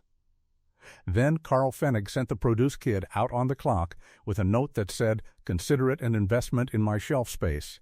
And then, on the second Saturday, Nell looked up from the boards into the doorway of the shed and found Marjorie Plank standing in it, in pressed jeans and new gloves. "Come," she said, strictly to verify the collateral, and the banker sat down at the boards beside Walt and grated cranberries until dark, and was heard at one point laughing. The fruit made believers of all of them, because the fruit was beautiful. Deep crimson, high bounce, hard as buttons, the old Searles and Ben Lear carrying the flood year in their color the way a good vintage carries a hard summer. And it went out the shed door in 50-pound boxes with the Hallett name stenciled fresh on the end panels. 471 barrels of it by the tally Nell chalked on the shed wall. Into the truck and down the roads to every grocer and orchard stand and supper club that had signed her order book in July, picked Tuesday, on the shelf Thursday, a bounce demonstration free at every delivery for any customer under 5 feet tall.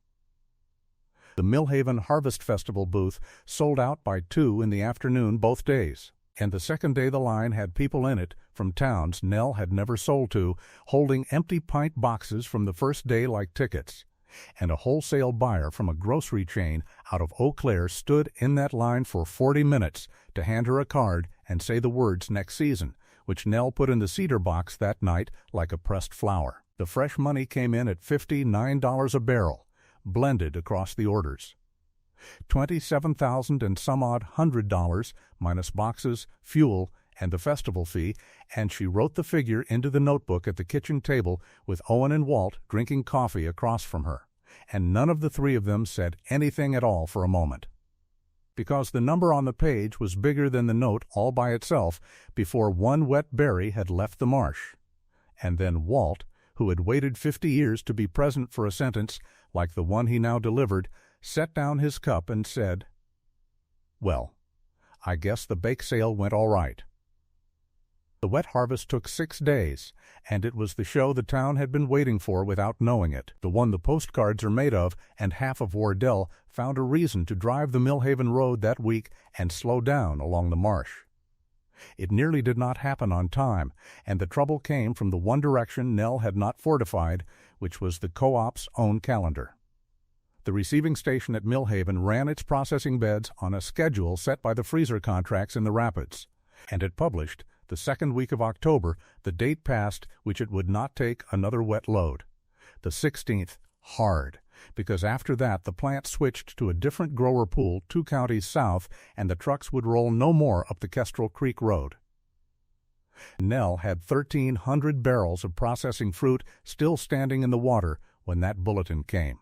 6 days of picking to do and 5 days of window to do it in, and no slack anywhere, because a barrel that missed the 16th was a barrel worth nothing at all, the fresh market long since filled, the freezer door shut. So the wet harvest ran against a clock from its first morning, and Nell posted the tally on the shed wall as a countdown rather than a count, barrels shipped over barrels owed, and worked the water like a woman who could hear the plant whistle from 20 miles off. The set piece the town came to see was the reeling, and it earned its audience. They flooded each bed the night before off the flowage, 1.5 feet of water let in slow through the gates so it would not tear the fruit, and in the morning Owen took the water reel down the flooded bed at a walk, the old machine the marshes call a beater churning a broad paddle wheel just under the surface, thrashing the vines gently enough to bruise nothing and hard enough to knock thee. Ripe berries loose, and the fruit rose because it had to. 4 little sealed rooms of air in every sound cranberry, hauling it up off the drowned vine to the light until the whole flat sheet of the bed went from black water to a skin of floating red, acre on acre of it, moving and turning on the least breath of morning wind like a spilled sunset that would not lie still. Then came the corralling, which is the part that looks like magic and is in fact geometry and patience.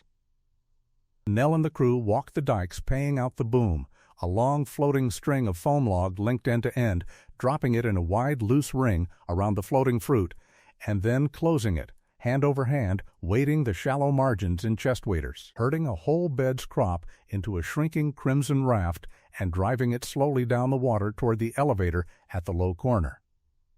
The wind was the enemy and the friend of it both. A wrong gust could scatter an hour's work across the whole bed in a minute, and Nell learned to read the flag on the pump house and time her closing to the lulls. And when it went right, the berries came in against the boom in a bank 2 feet deep and 10 feet wide, so thick a person could believe they might walk out onto them. A dense red current fed steadily to the foot of the elevator, where the chain of cups dredged it up, dripping out of the water, and ran it aloft in a clattering red rope that poured into the waiting trucks and did not stop. Hour upon hour, 30 and 40 barrels to the load, the trucks pulling away heavy for the receiving station and the empties backing down as fast as the driver could turn them around. On the 5th morning, with 400 barrels still owed and 2 days left, the machine that carried the whole clock broke. The elevator, the old chain and cup lift Nell had wrestled back to life in July, threw a link at the head sprocket with a bed's worth of fruit corralled and waiting on the water, and the chain jumped the sprocket and jammed, and the whole harvest stopped dead with the berries banked against the boom beginning, in the risen wind, to want to scatter. A jammed elevator on the last days of the wet harvest is the exact shape of ruin, because floating fruit will not keep. A corralled bed left overnight sours in its own bruises and softens on the water and grades out as loss, and there was no rental elevator to be had in the county in October and no time to drive to one if there had been. Owen was for tearing the head off and rebuilding the link on the dike, 2 hours' work, with the fruit dying the whole time. And Walt was for calling the plant to beg an extension nobody had ever been granted, and Nell, up to her waist in the flooded bed with her hand on the fouled chain, did the thing her grandfather had drilled into her before she was 10, which was to stop and think in the order of the water, not the machine. She sent Owen, not for the toolbox, but for the diversion gate, and dropped the outfall so the flooded bed rose another 6 inches and floated the whole corralled raft higher and slacker, taking the wind's bite off it, and she set Walt and 2 of the festival ladies walking the boom in slow to hold the raft tight and calm against the far bank where the pump house broke the wind, and only then. With the fruit bought an hour of safety by water instead of hurry, did she and Owen take the head sprocket off and drive out the sheared pin and set a new link and a spare master she had cut and hung on a nail in July, precisely because her grandfather never trusted a chain he had not repaired once, and they had the elevator turning again in 50 minutes with not a barrel lost. And Nell climbed out of the water, shaking with cold and something else, and looked at the red raft riding easy on the raised flood exactly where she had parked it, and understood in her bones the thing the whole season had been teaching her hand over hand, that on a marsh the machine is never the answer, the water is the answer, and the machine is only ever the thing that lets you spend it. They shipped the last load at 4 in the afternoon on the 16th of October, an hour and 40 minutes before the plant closed its beds, the driver honking twice at the county bridge, and the scale house at the receiving station stamped the final slip received in window, and the whole 1,300 barrels went in under the wire. And that night Nell wrote the countdown down to nothing on the shed wall and stood looking at the 0 a while before she wiped it off. The scale slips came back over the next days, stamped with the firmed price. $14.50 a barrel by the final bulletin, the flood-shorted market paying its own small penance, and the sum that had begun in February on a page of a school notebook under the pencil dot of an ice off date not yet come, ended on the last Friday of October at the bottom of a column of receipts. $46,800 gross, both markets together. Against it, the season's costs, the diesel and lumber and sand and spray and rental and boxes, $7,900. And against that, standing first in line as it had stood all year, the note, $22,000 due the 1st of November.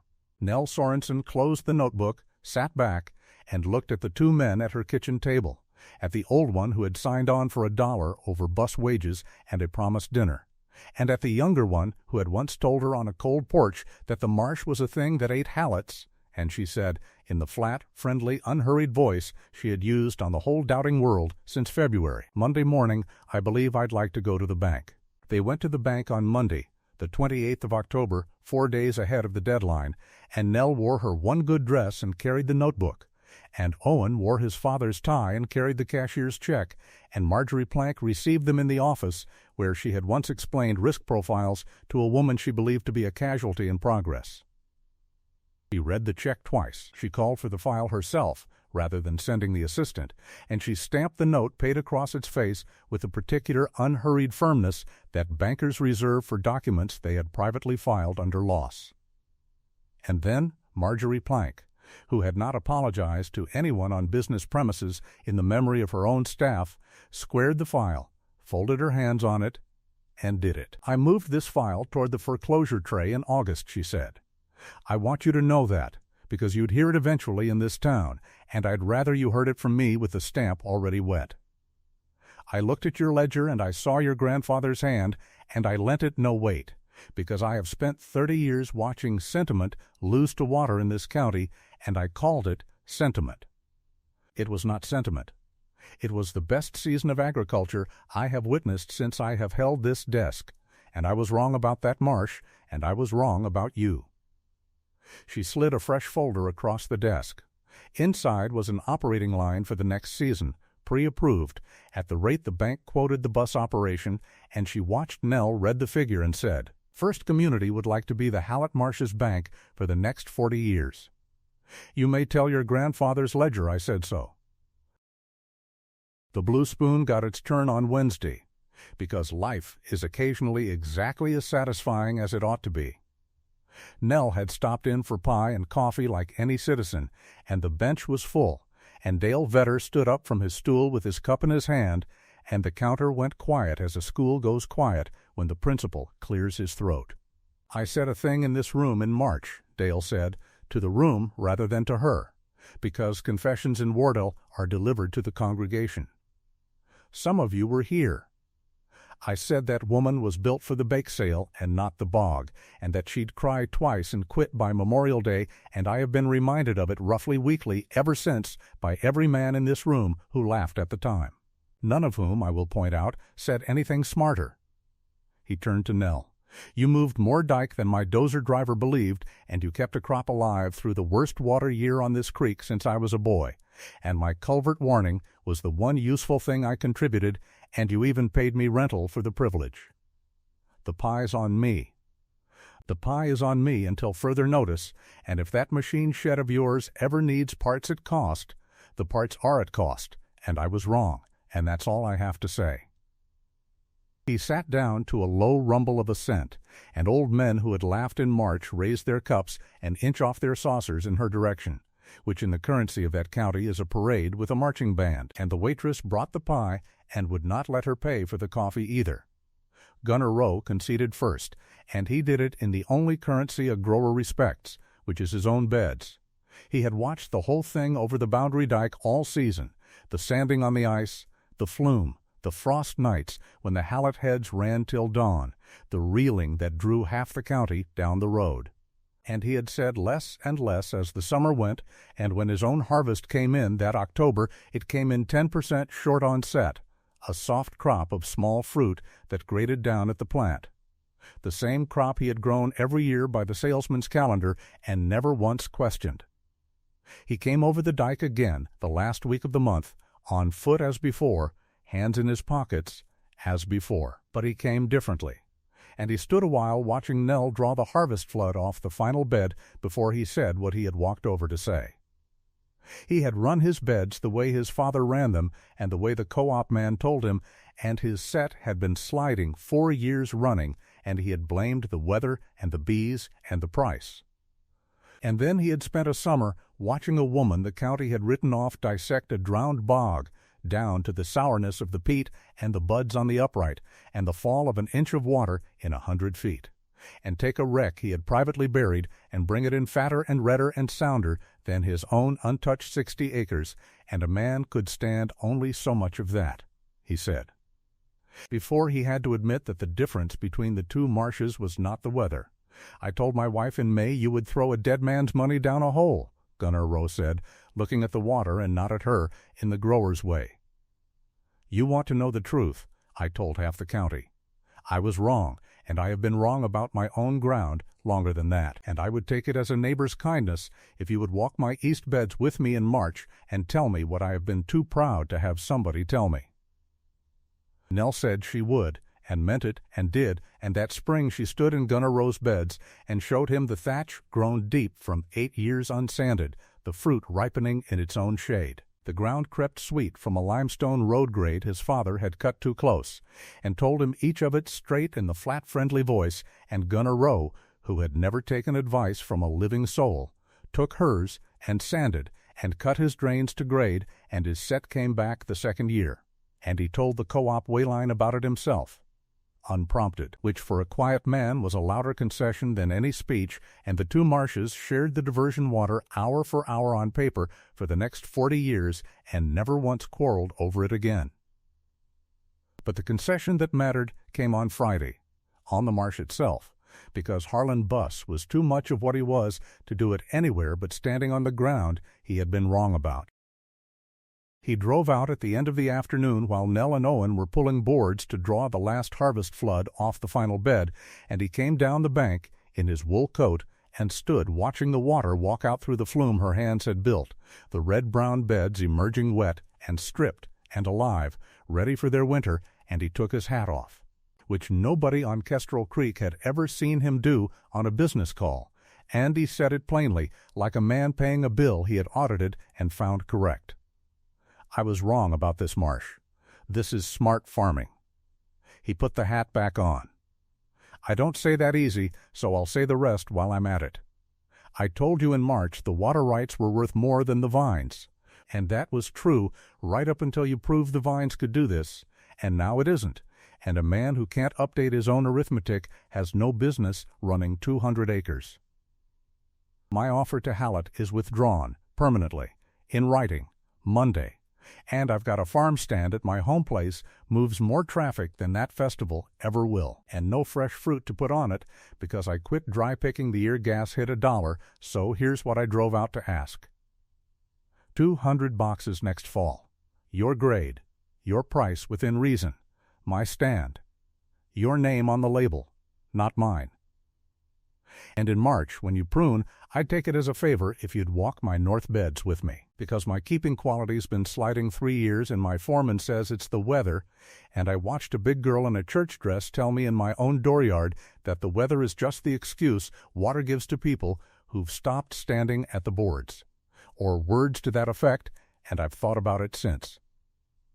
He shook her hand, and he shook Owen's, and he said, at the truck door, gruff as a man leaving a wake, Alvar would have bust every button he owned, and drove out the marsh road as the yard light came on, and that was the last shot fired in the war for the Hallett Marsh, surrender by the only general the other side ever had. That night Nell walked the main dike alone in the early dark, as she had walked it in February with the wind coming off the flowage with teeth in it, and stood a long time at the flume with her hand flat on the top stop log, feeling the small patient push of the whole flowage against the boards, all that water, all that winter, all that year, held to its work by squared timber and stubbornness, and she thought about her grandfather cussing the county in Norwegian with his boots in this same mud, and about Roy Hallett going out alone in the rain at midnight to do a 2-man job, and about every person that town and every town had ever priced at nothing because the package didn't match the catalog,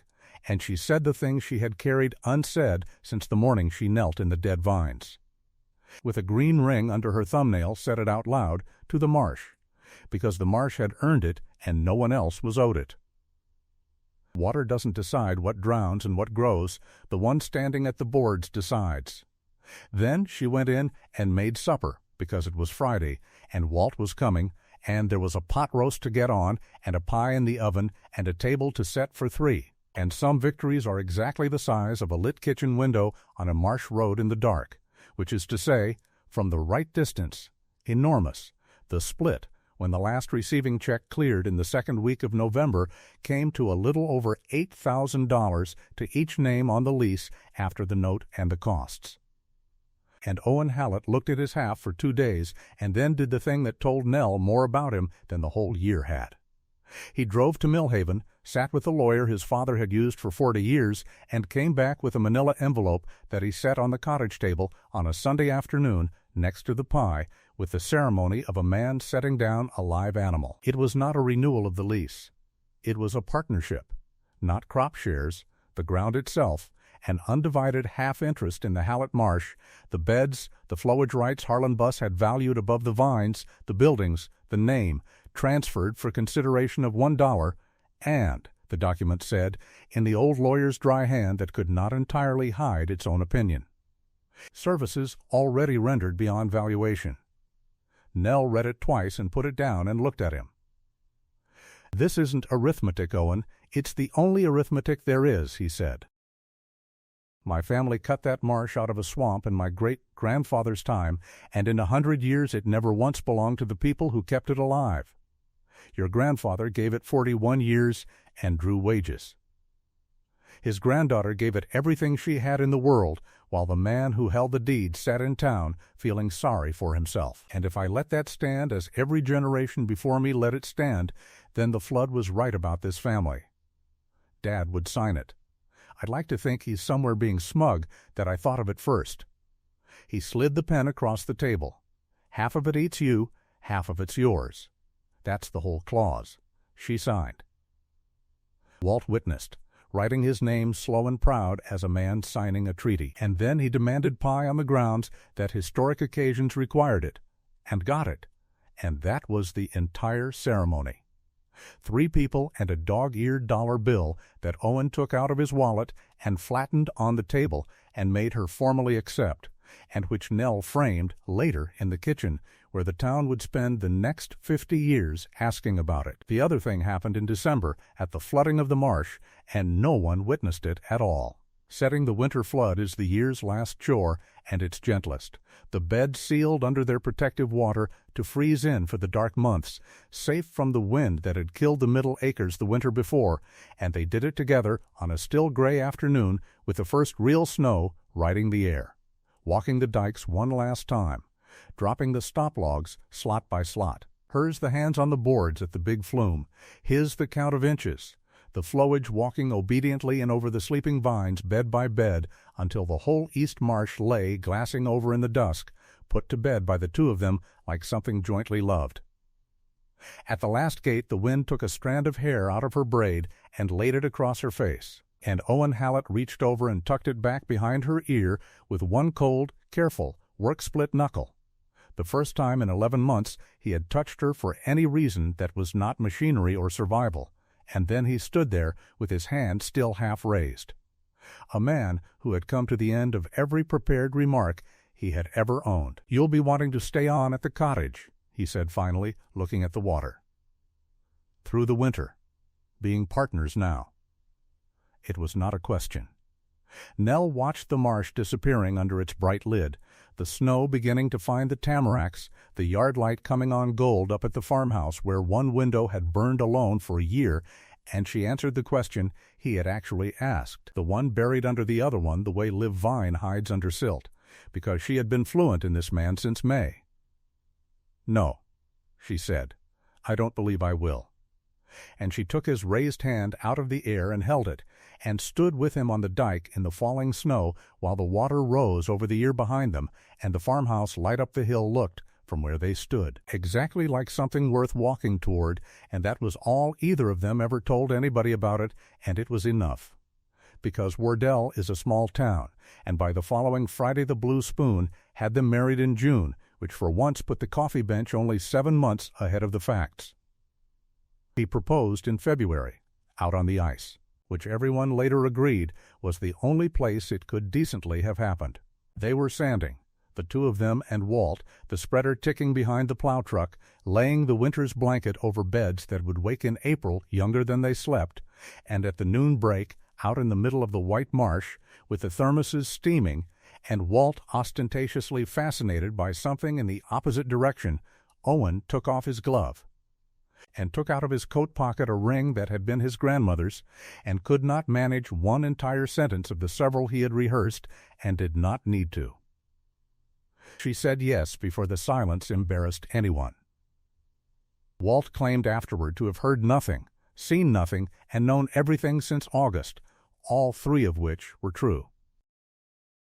And if you had told the coffee bench 1 year earlier, when the marsh lay drowned and the man lay drowned in a different way, and the woman stacked oranges within earshot of the whole county's verdict on both of them, that the next thing Kestrel Creek would give Wardell was this: an engagement rung in by a sand spreader at 11 degrees, 2 months after a bank stamp paid on a dead man's note. The bench would have laughed the same laugh it laughed in March. Wardell had learned better since. It had watched the whole cure from the county road, and the cure had not been luck, and everybody knew it. The middle beds were the wedding gift, though nobody wrapped them. Through the spring, with Marjorie Plank's operating line and bus's loaned crew, and the Eau Claire chain's contract already signed for 400 boxes of the Falls Fresh, they stripped the winter-killed acres down to sand, regraded them laser-flat the modern way, and planted new vine mowed cuttings off their own thriving east bed spread and disked in the old way. Stevens for yield in the low ground, and the family's own 100-year Searles kept alive in the high beds like a name carried forward. And Nell walked the new plantings at dusk that first evening the way a woman walks past a nursery window, already counting a harvest 3 years out. The marsh had stopped being a rescue. It had become what her grandfather always said a marsh was, if you minded its water long enough, a going concern, which in his vocabulary had been the tenderest thing a piece of ground could be called. They were married the last Saturday of June on the main dike in bloom. It was Nell's one piece of stubbornness about the whole affair, that the wedding would happen when the marsh was flowering and nowhere else on earth, and so 140 folding chairs went out along the dike crown in 2 long rows, and the town of Wardell walked the marsh road in its Sunday clothes and sat down between water and sky with 12 acres of blossom at its feet, 100,000 small pale flowers to the acre bowing their crane heads in. The morning wind and the wild bees working the clover on the dike faces so steadily that the minister had to raise his voice over the hum, which he said afterward he had never once had to do for an organ. Carl Pfennig did the flowers, and got most of them wrong on purpose, so that the only arrangement anyone remembered was the bride's, a plain sheaf of wild bergamot and tamarack sprigs cut off the windbreak that morning. Marjorie Plank sat in the second row with the framed dollar bill on her lap, on loan for display at the reception by formal request of the loan officer. Harlan Buss wore his hat right up until the vows, and then held it to his chest with both hands like a man at anthem. And Walt Gansky gave the bride away, in a suit last worn at his own second wedding, walking her down the dike slow on account of the hip, and when the minister asked who gives this woman, Walt looked out at the congregation and the marsh and the whole assembled year and said, "Her granddad and me," and sat down before anybody could see his face working. She wore blue, because white was for snow, and she had had enough of snow, and she was, every soul on that dike agreed, and several said aloud, the finest-looking bride Kestrel Creek had seen in a generation. A big woman standing easy in her own acreage in the sun. And if any onlooker remembered that this same town had once had another word for that size, nobody could locate the person who had said it, for nobody in a small town has ever been the one who said it. Owen's vows were 4 sentences long, which for Owen was narration. Hers were shorter. The kiss was brief and the cheer was not, and afterward the whole county ate pot roast and 3 kinds of pie in the machine shed, which had been scrubbed and strung with lights. The rebuilt pickers rolled out into the yard and polished like exhibits, and there was dancing on a plywood floor until well after the yard light came on, and at some point in the evening, unnoticed by nearly everyone, the groom and the bride slipped out and walked the east line alone in the last light, married, on their own ground, through the smell of bloom, and came back before the band finished, and no one has any business knowing what they said. The sign went up in September, the week before her second harvest. The old board at the gate had read Halleck Cranberry Company for 60 years, and had spent the last several fading toward silence, and Nell had assumed they would simply repaint it until the morning she came out to the gate and found the new one already hung, professionally lettered.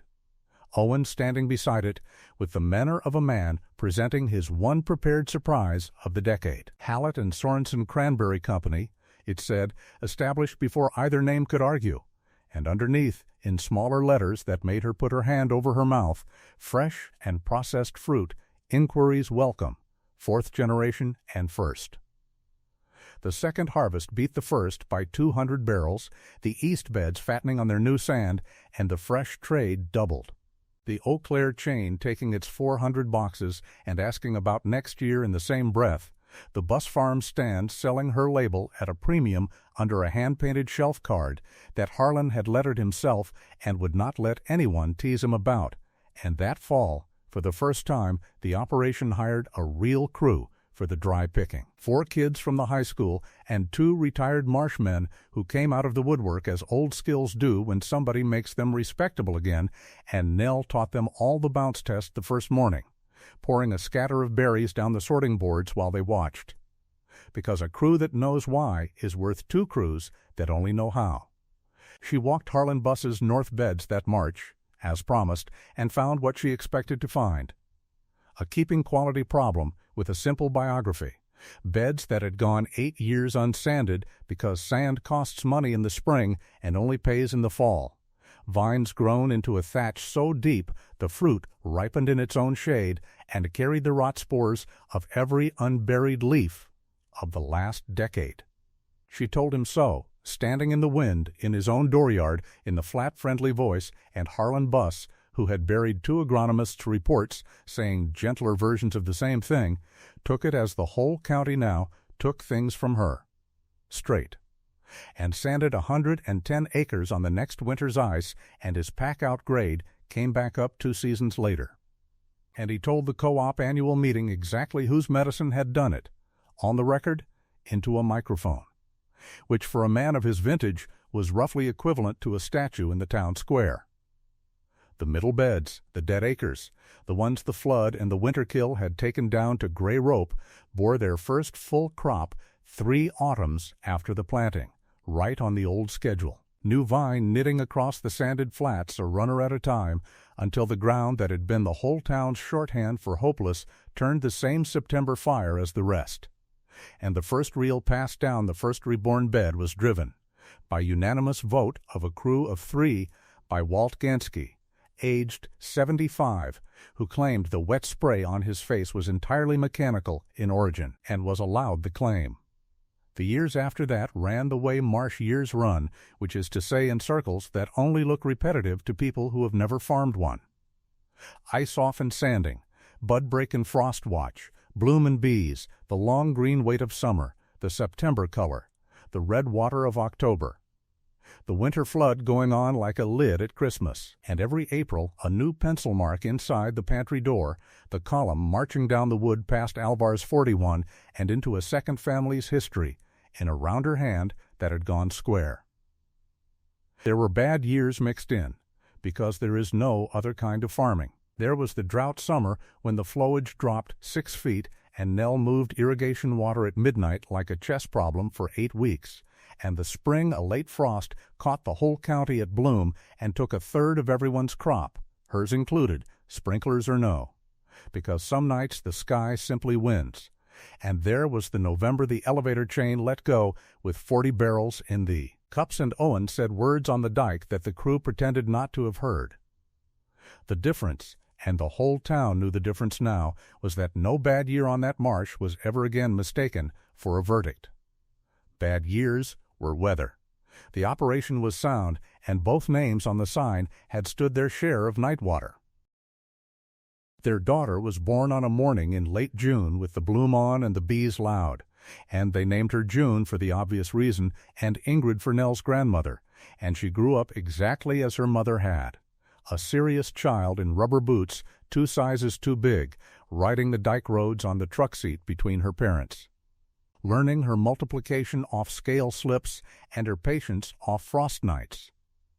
She could run a bounce board at 6. She could scratch a vine and read the green ring at 8, kneeling in the February cold beside her mother with her thumbnail in the bark. And the first time she did it unprompted, on a bed by the tamaracks, and looked up and said alive. Nell had to walk away a moment and inspect a perfectly sound stretch of dike until her eyes could be trusted, because the word had come up the years to her in her own grandfather's cadence, 4 generations of standing at the boards, handed on in 1 syllable, and there are inheritances no will has paper for. Walt worked the marsh until he was 79 and then declared himself a consultant, which meant he held a mug and supervised from the truck. And he lived to see June Hallett drive the sand spreader across the ice with the door open and the seat belt off and his own instructions coming out of her mouth word for word. And when he died, in his sleep, in the cottage that Nell and Owen had long since deeded over to him, because a man should own his last address, the whole town came, and the pallbearers were marsh men, and the lunch afterward was pot roast and 3 kinds of pie, by written instruction of the deceased, who had thought of everything. They buried him beside his second wife with a cranberry scoop cut into the stone, and the following October the crew found that somebody had set a pint box of the year's best fresh fruit on the grave, hand-graded high bounce. And nobody asked who, because everybody knew, and it appeared there every October after, the last delivery of every harvest, rain or frost, made personally, before 1 truck left the yard.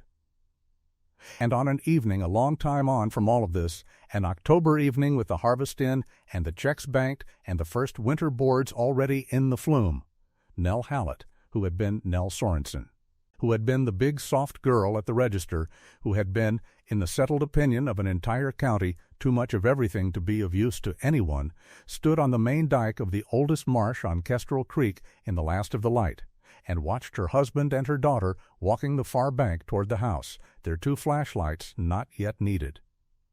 Their voices carrying flat and easy across the water as sound does out there, arguing amiably about the elevator chain, and she stood where she had knelt one February morning with a green ring under her thumbnail and the whole world sure of her failure, and she did not think of vindication. Because vindication is a word for people still arguing, and there was nobody left to argue with. The ones who had laughed had eaten at her table since. The man who had given up had put her name on the gate. The marsh that had drowned lay red and full at her feet, breathing through ditches her own hands had cleared. And up the hill the kitchen window was lit, and under it, framed, hung a $1 bill, and inside the pantry door the pencil column waited for spring. She was home. She had been home, she understood now, since the morning she climbed the padlocked gate, and everything after had merely been the long paperwork of belonging. She stayed out until the geese went over, as she always did, one broad, capable, unhurried figure dark against the bright water, and then Nell went up the path to the lit house and the 2 voices in it, and the marsh settled under its winter stars behind her, safe, held and going concern to its last inch, and she was never, through all the long seasons of a long and well-loved life, ever again asked by anyone what a woman like her could possibly be good for. Because Kestrel Creek had learned the answer by heart, and the answer was standing at the boards.